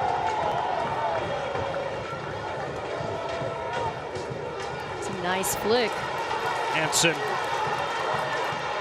trying to play it across, blocked. Hansen by Loney. Good save on the pitch there by Rocco Rios Novo. And obviously things will open up a lot more for San Antonio FC with rising a man down. Gotta hand it to Novo. He has really been tested in more ways than one, from the PK line, through traffic, through crosses, through deflections, and he's just done a great job, really and truly, of getting on the end of it.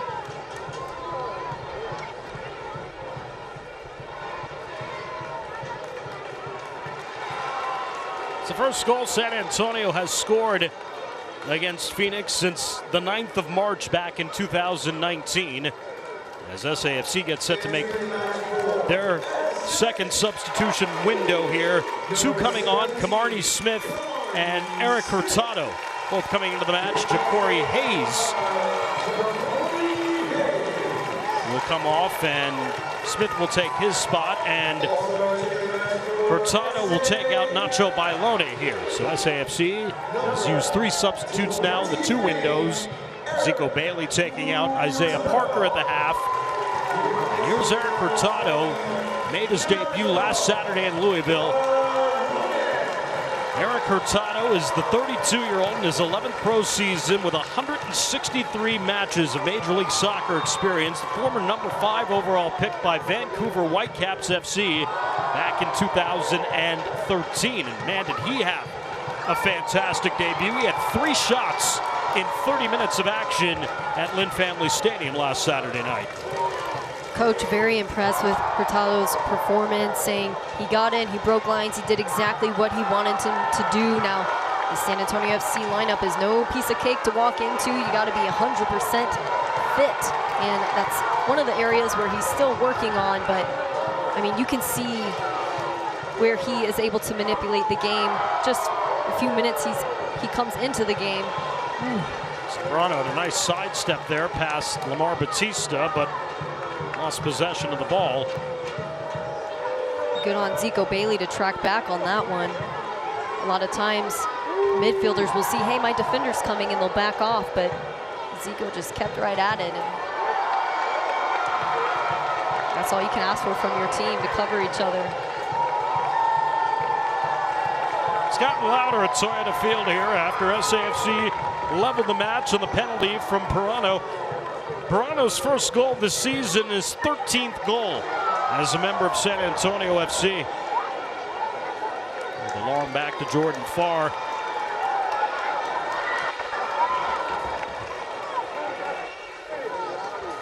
San Antonio FC unbeaten in their last 36 matches when they have scored a goal. 30-0-6, dating back to 2022.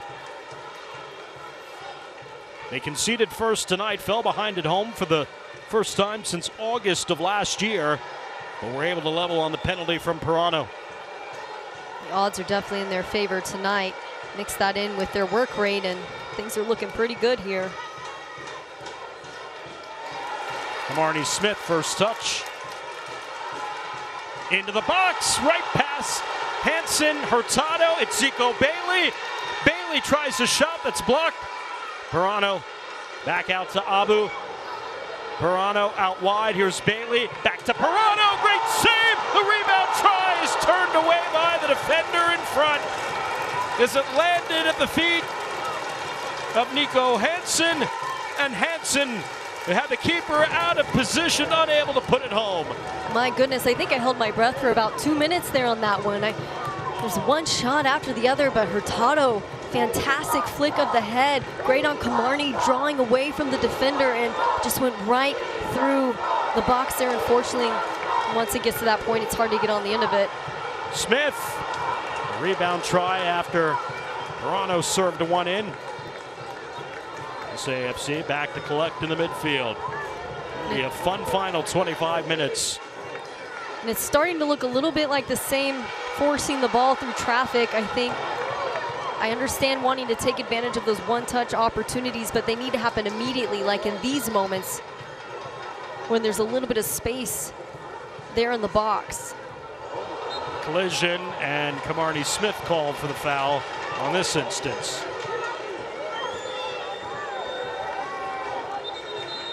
Camarney Smith making his 7th appearance and his 4th off the bench for SAFC.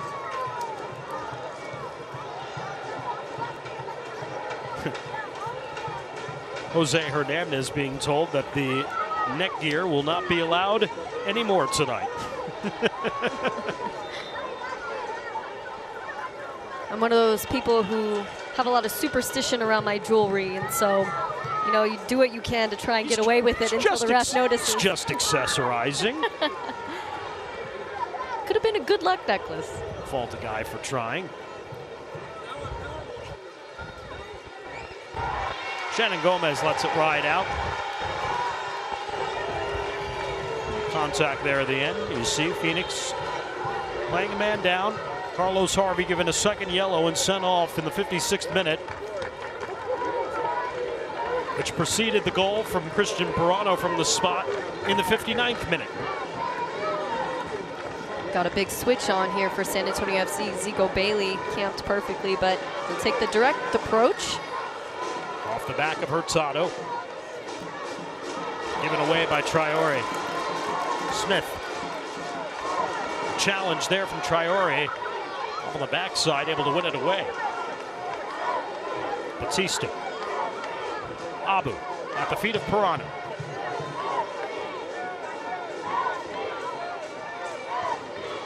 Zico moving into the top of the 18 there. Pirano the giveaway. Hernandez taking it away, gives it right back. Shannon Gomez. Smith searching out that back post. Covered well was Nico Hansen by Uzachua.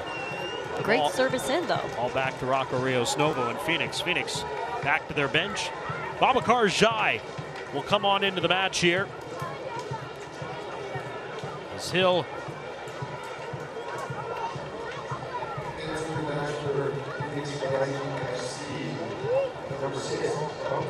take out Freddie Varela.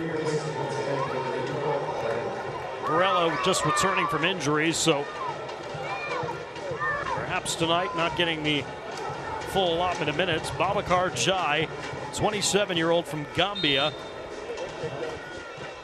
He's one of those 5 returnees from Phoenix from a year ago. His 71st appearance in USL Championship play. Goes by Babu, and he's one of those guys who said this is exactly what we need right now. We need this kind of energy in this test to see where we're at this season. And test it is. Especially a man down. Pirano upfield. Hurtado. Tracked on there by Lambert. Zico Bailey into the box. Over everyone and awarded back to Phoenix. I'm loving the chaos coming from Hurtado. I mean, he's really seems like he's starting to become a little more cohesive there with this attacking third. We've already seen some really quality runs, quality flicks, and just that's exactly the kind of player you want, someone who can be really creative there in the attacking third and mix things up a bit. Well, David Loera along the touchline getting ready to come on. Will be the 3rd substitute window for San Antonio FC, and that's Alan Marcina's signal of these final 20 minutes. We're going for a victory here. A man up at home. Trying to put in all the horses to get all 3 points tonight.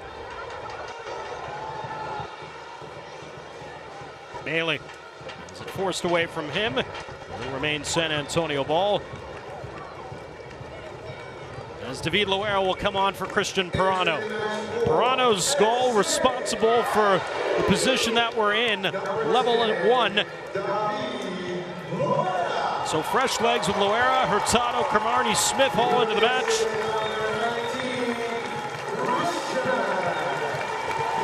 Joining Nico Hansen as the front runners here is Pirano. Pirano has had a fantastic game between run of play, taking on center backs 1v1, working to get SAFC a ton of corners, but also we saw there in that PK. And even then, right before that, that back heel pass to Zico Bailey, it's that kind of quality that makes San Antonio so dangerous. It's how they build into the attack that they do so well. So Loera here looking to fill some big shoes and keep that momentum going. Brilliant night for Pirano, only fitting that he's rewarded with his 13th goal as a member of San Antonio FC. That's a foul on Zico Bailey.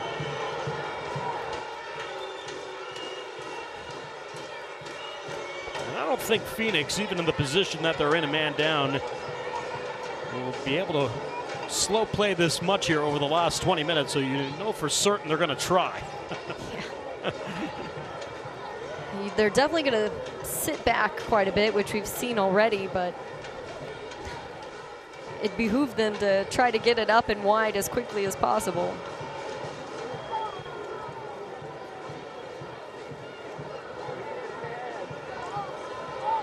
Hurtado making the run.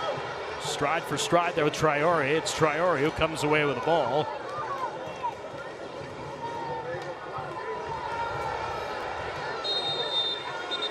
And a foul here. That'll be whistled on Eddie Munjoma.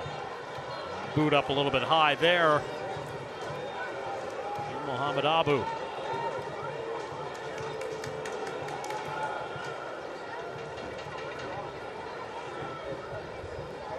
Loera, first touch.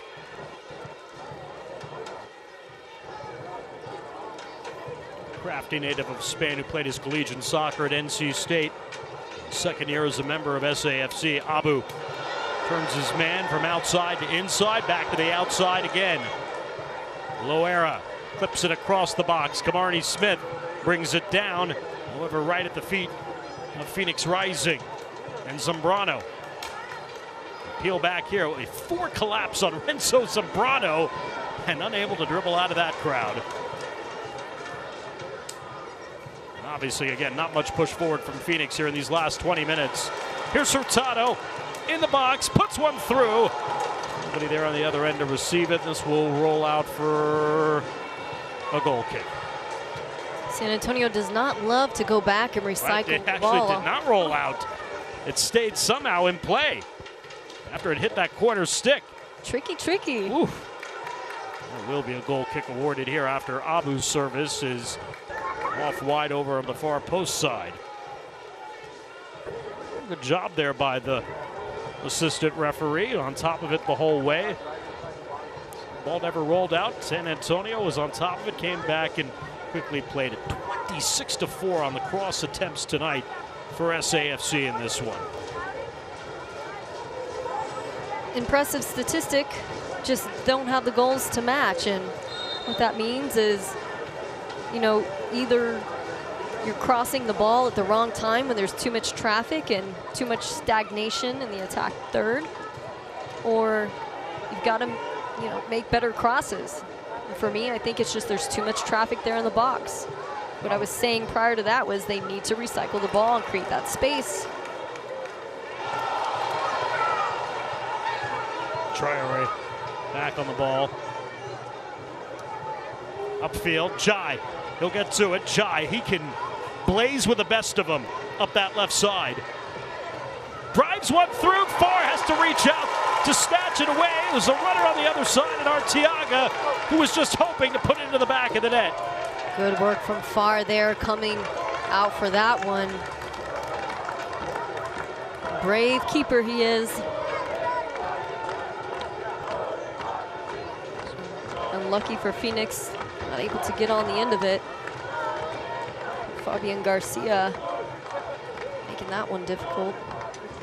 Loera tried to dribble through a crowd. Lambert, giveaway. Zico Bailey, a little space there. Blocked ahead, and back it comes upfield. Loera again, not wide this time. San Antonio got all sorts of opportunities to stretch and switch the play. Instead, they continue to work on this left side here. Abu into the box. Get away from danger. Traore.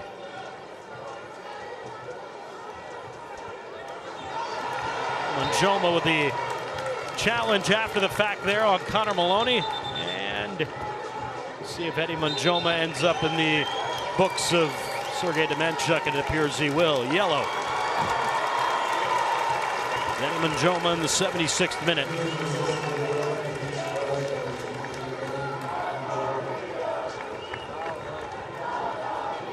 Watch it back here. Very clearly fouled. Cleat to the top of the foot. That hurts. I can attest to that.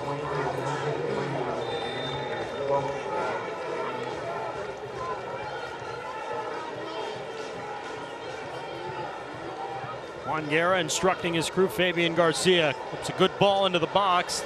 Does that deflect off? It deflects off SAFC. It is awarded back to Rocco Rios Novo. I would have thought that one was a corner, but I guess not. Guess it did come off of Phoenix, excuse me, San Antonio in that one.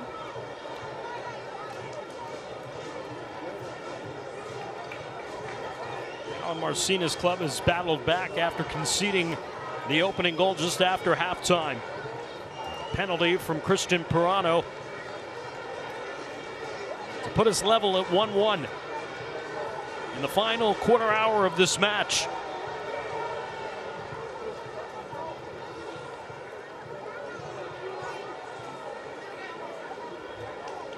Connor Maloney tried to play it off Babacar Jai.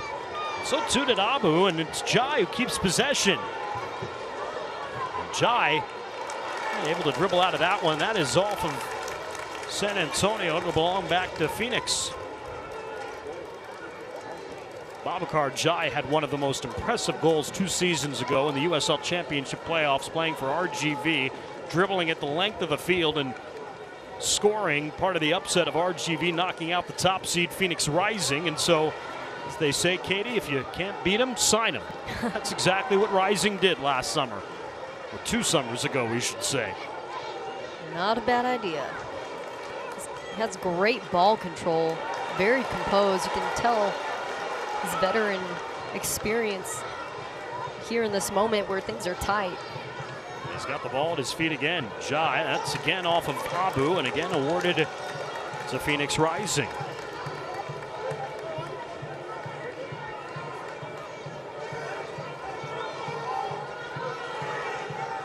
A 27-year-old in his 4th professional season, Juan Guerra. Yeah. He may try to slow play himself if he gets the opportunity. 12 minutes for his club to try to earn be a pretty impressive point on the road, playing a man down.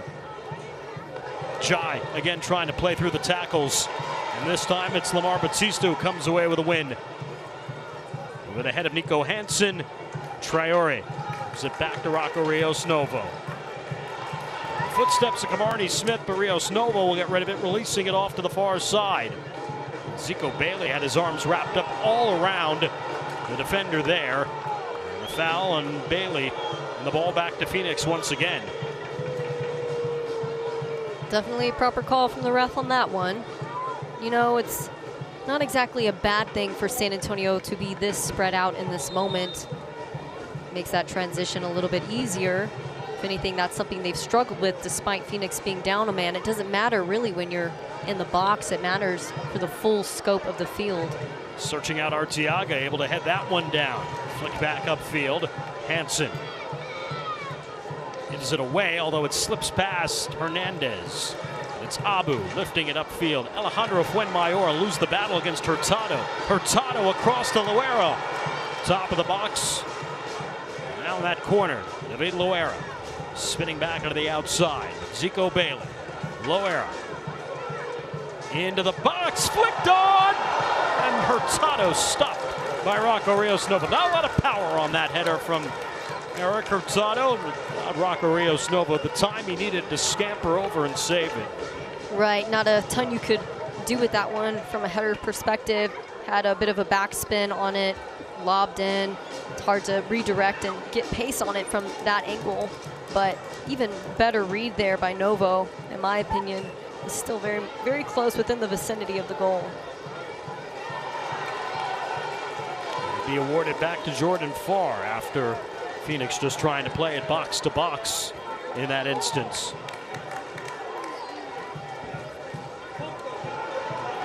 Footsteps from Arteaga. Batista will give it back to Farr. And a giveaway, a rare one in the back third there by SAFC. Arteaga. That's it. Roll through out to Zambrano as Manjoma and a drive by. Babacar Jai. Hernandez fouled in the back. Set piece opportunity coming up here for Phoenix. Gotta hand it to Phoenix, doing a great job of getting numbers up despite being down a man. That's usually where you see the least amount of people when people are down with a red, and they managed to get some white jerseys there in the mix and make it really difficult for SAFC to build out of the back. This is exactly what you want of your Phoenix, an opportunity on the set piece, basically a free play here. It's almost a double whammy. You kill some time on the clock, you get a chance at a possible opportunity to score here in the last 10 minutes. Jai send Jordan Farr back, and that's well beyond him, well beyond the byline, out of play. A little too much oomph, but you could see the sentiment. It had a nice bend on it. A little bit less power, could have been different. And so this will bring on the debut of Jorge Hernandez.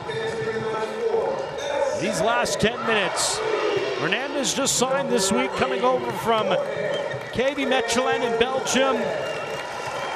18 goals in 86 USL appearances as a member of LA Galaxy 2. He has not played in a match since October. 22-year-old native of Mexico gets his first taste as a member of SAFC here tonight for these final 10 minutes. Be a foul on Shannon Gomez, and then afterwards, an altercation quickly intercepted by the center referee.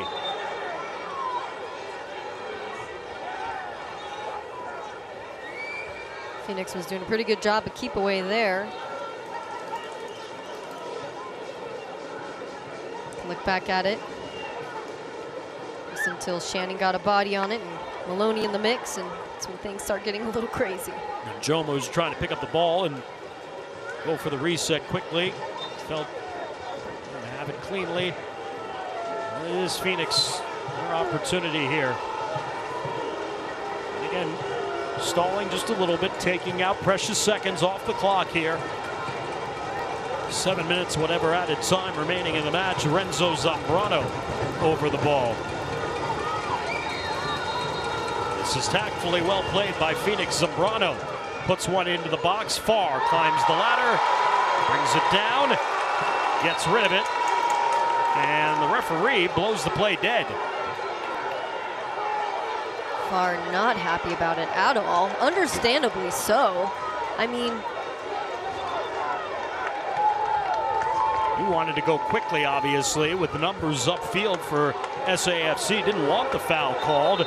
Arteaga. You see Farr saying they're wasting time. You want to give them the advantage, even if it is a foul. The foul was committed against. You give the player the advantage, and that's what he was going for there. Zambrano. Manjoma will play it out wide. Jai. They make the run past Gomez. Out of the tackle, wins it. Gomez goes to feet, to ground. Shannon Gomez. He served a caution here. Because he was trying to get up to get the ball and ended up in the back of Babu's ankle on that one.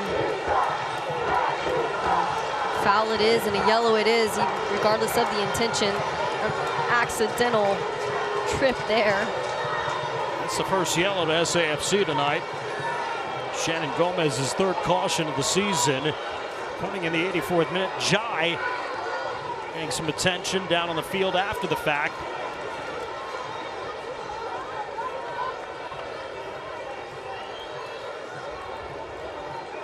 And I think Phoenix was hoping for a little bit more than just yellow there.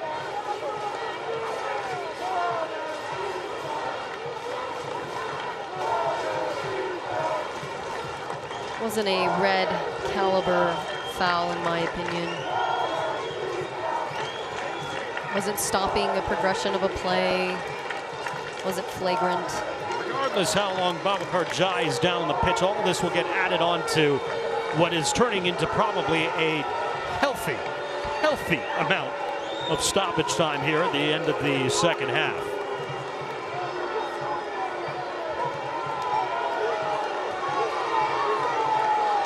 When you're a man down, that stoppage time can be your greatest enemy. But again, Phoenix once again, it's the third time they've had a chance at a set piece here.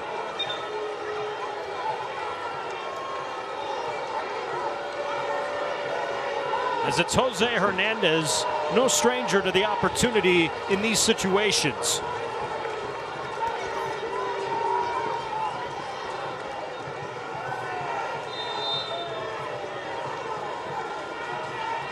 Hernandez into the box. Farr comes out to parry that one away. Morano, or rather, Hernandez turned it out and had to turn around because friendly fire was coming in his direction. I said Pirano because it looked like, even though Pirano went out, he looks like Christian Pirano playing in that role, and that's exactly how San Antonio FC figures to use him. I mean, however you get it there, that's all that matters. It was a great switch nonetheless. Gomez into the box. Oh! Nearly put into his own net by Traore.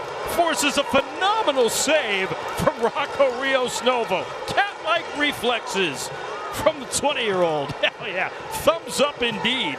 Wow. You know, Coach Guerra is so grateful to have Novo back there in this moment. Unlucky. We've all been there. We've all done it. As a defender, I can speak to that, but it's always nice when you know you got someone back there who can handle it even when it does happen. That ball had spin. That ball had pace. There was nothing friendly about that redirection. Nice chest control there from Jordan Farr on the other end, bringing that back into the box. And, you know, it's one thing to be great with your hands. It's a whole other thing to be able to play the game outside of the box, too. And it's another reason why it makes him so good. Loera into the box is forced out. Uzamu's got a chance up top, drives it on and wide. It's deflected. It'll be awarded to SAFC on the corner here. Their 7th corner of the evening.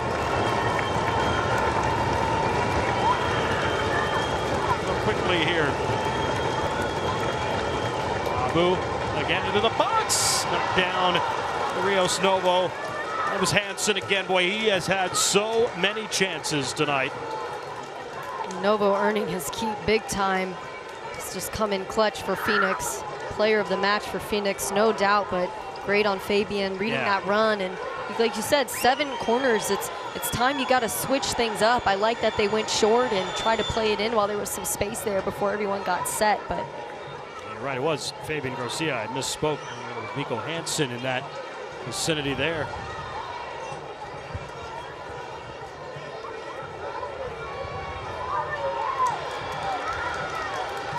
Loera.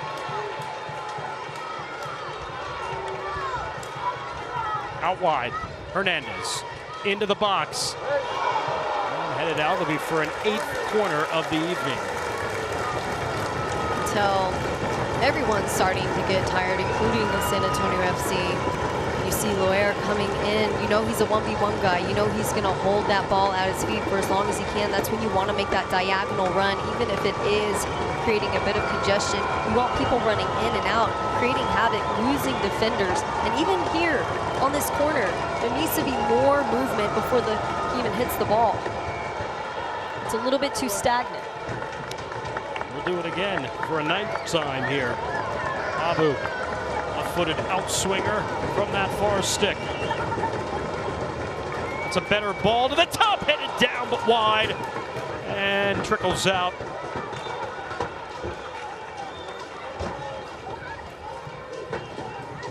Batista got up and able to serve it down. Another substitute for Phoenix Rising. It'll be Jackson Conway, the 21-year-old youngster. Spent time last year with Atlanta United 2. We'll come on for Manuel Arteaga here. Stoppage time minutes at this point in the match.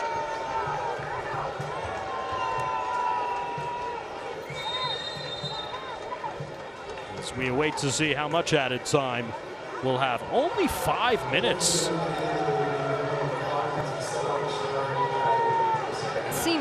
To be honest, we've seen moments where you think you've kind of added it up in your head and you've got like, all right, I see 5-6 minutes, you end up with 9. And it's the opposite way. You get like 7-8 minutes and you end up with 5. It's one of those things I no longer take bets on. Yeah.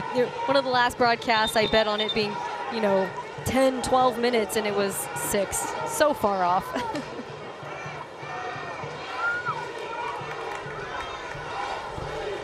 Already one of those minutes nearly expired.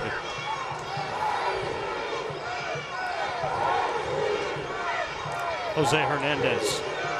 And search out Zambrano. Does a great job there by Jorge Hernandez to come back into the ball. Hurtado able to run it down. It's a tough one to get to there. I think it's going to be, it's not going to feel too good for San Antonio if they're not able to put one in after what we've seen for this entire 90 minutes. Phoenix being down players. A lot of it comes to those nerves settling down here a bit. Yes, you want to pick up the intensity, but it's moments like that, a pass there into a really dangerous area that make all the difference. Having a half an hour worth of playing a man up, and the momentum after scoring the equalizing goal certainly played to the favor of the hosts. But right now, staring at perhaps just 1 point here tonight when all is said and done. I think a lot of that is credited to Novo back there, just really holding things down in the box. This back line as well for Phoenix under fire the entire time. It's not an easy thing to push through, and they're hanging in there. Well, the question is, can he hang in there for another 3 minutes if you're Phoenix?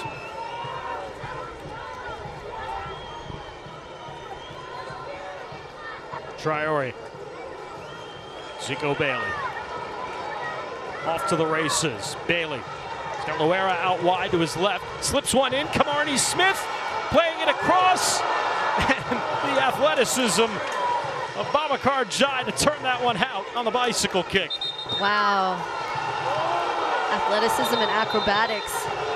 Great job there. And I thought San Antonio FC was going to be on the end of that one as well, but nope, he made it happen. And another Phoenix player is down. And then we've got a confrontation in front of the Phoenix bench here. We've got Jai,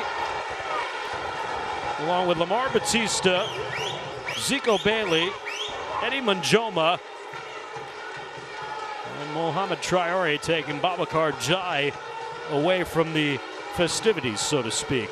Those are the moments where you don't know who's keeping the peace or who's coming to stir the pot a little more, and lines get blurred a bit. Again, this is all to the disadvantage of San Antonio FC as time continues to wind off in stoppage time, and hard to imagine how much more Sergei Demenchuk will add on. Just a minute 20 remaining.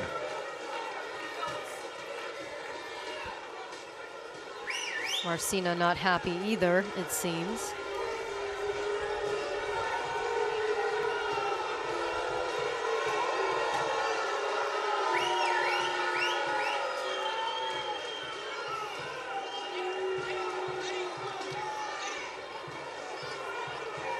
Meanwhile, Shannon Gomez waits to be allowed to put this one into play.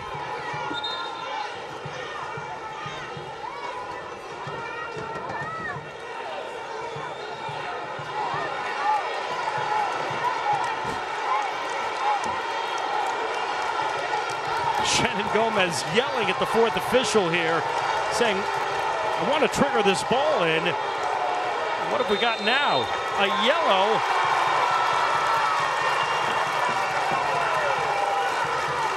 That's Zambrano.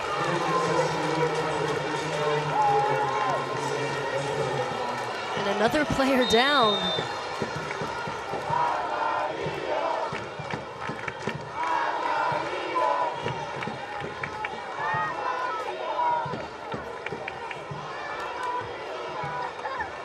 Traore. Zico Bailey with a giveaway. Uzachua. Lambert just going to drive this one forward. Far. Like a center fielder underneath it. Swings it outside. That was a quick response. Faster than some center fielders I've seen. That's Hurtado. Punched away from him, Shannon Gomez.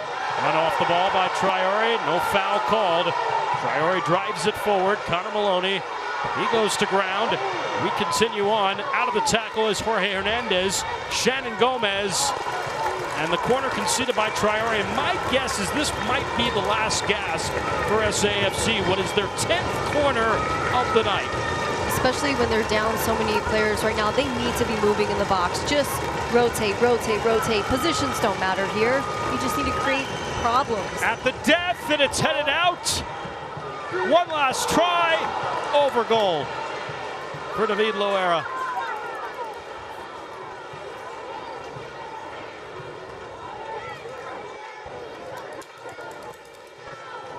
And Phoenix may have survived being a man down for a half hour in this match and may come away with 1 point tonight in San Antonio.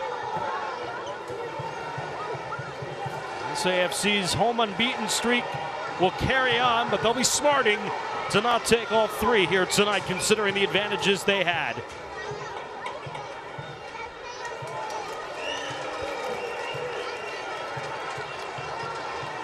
Sergei Nemanchuk still has not blown the whistle yet. Hernandez at the feet of Zambrano. And now he does. Felt like a match that deserved more than to come out as a draw tonight, but that's where we finished, Katie. 1-1, the final tonight here at Toyota Field. Danny Trejo for Phoenix Rising in the 49th minute, and on the penalty, the equalizer from Christian Pirano 10 minutes later.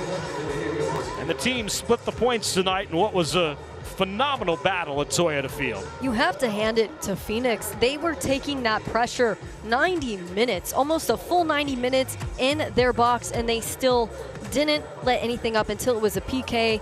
Novo, fantastic work there from him. Kept his team in the game 100%, but they came and they showed up with physicality, with tenacity, and they knew that's what it was going to take to keep San Antonio at bay, and they did it.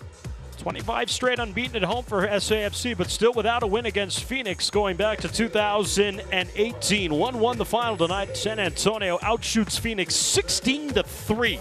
The final in this match. Trejo in the 49th minute. Pirano in the 59th minute. We finished level at 1 apiece for Katie Goodman, our crew. I'm Dan Weiss. For the presentation of the USL Spurs Sports and Entertainment. Good night, everyone.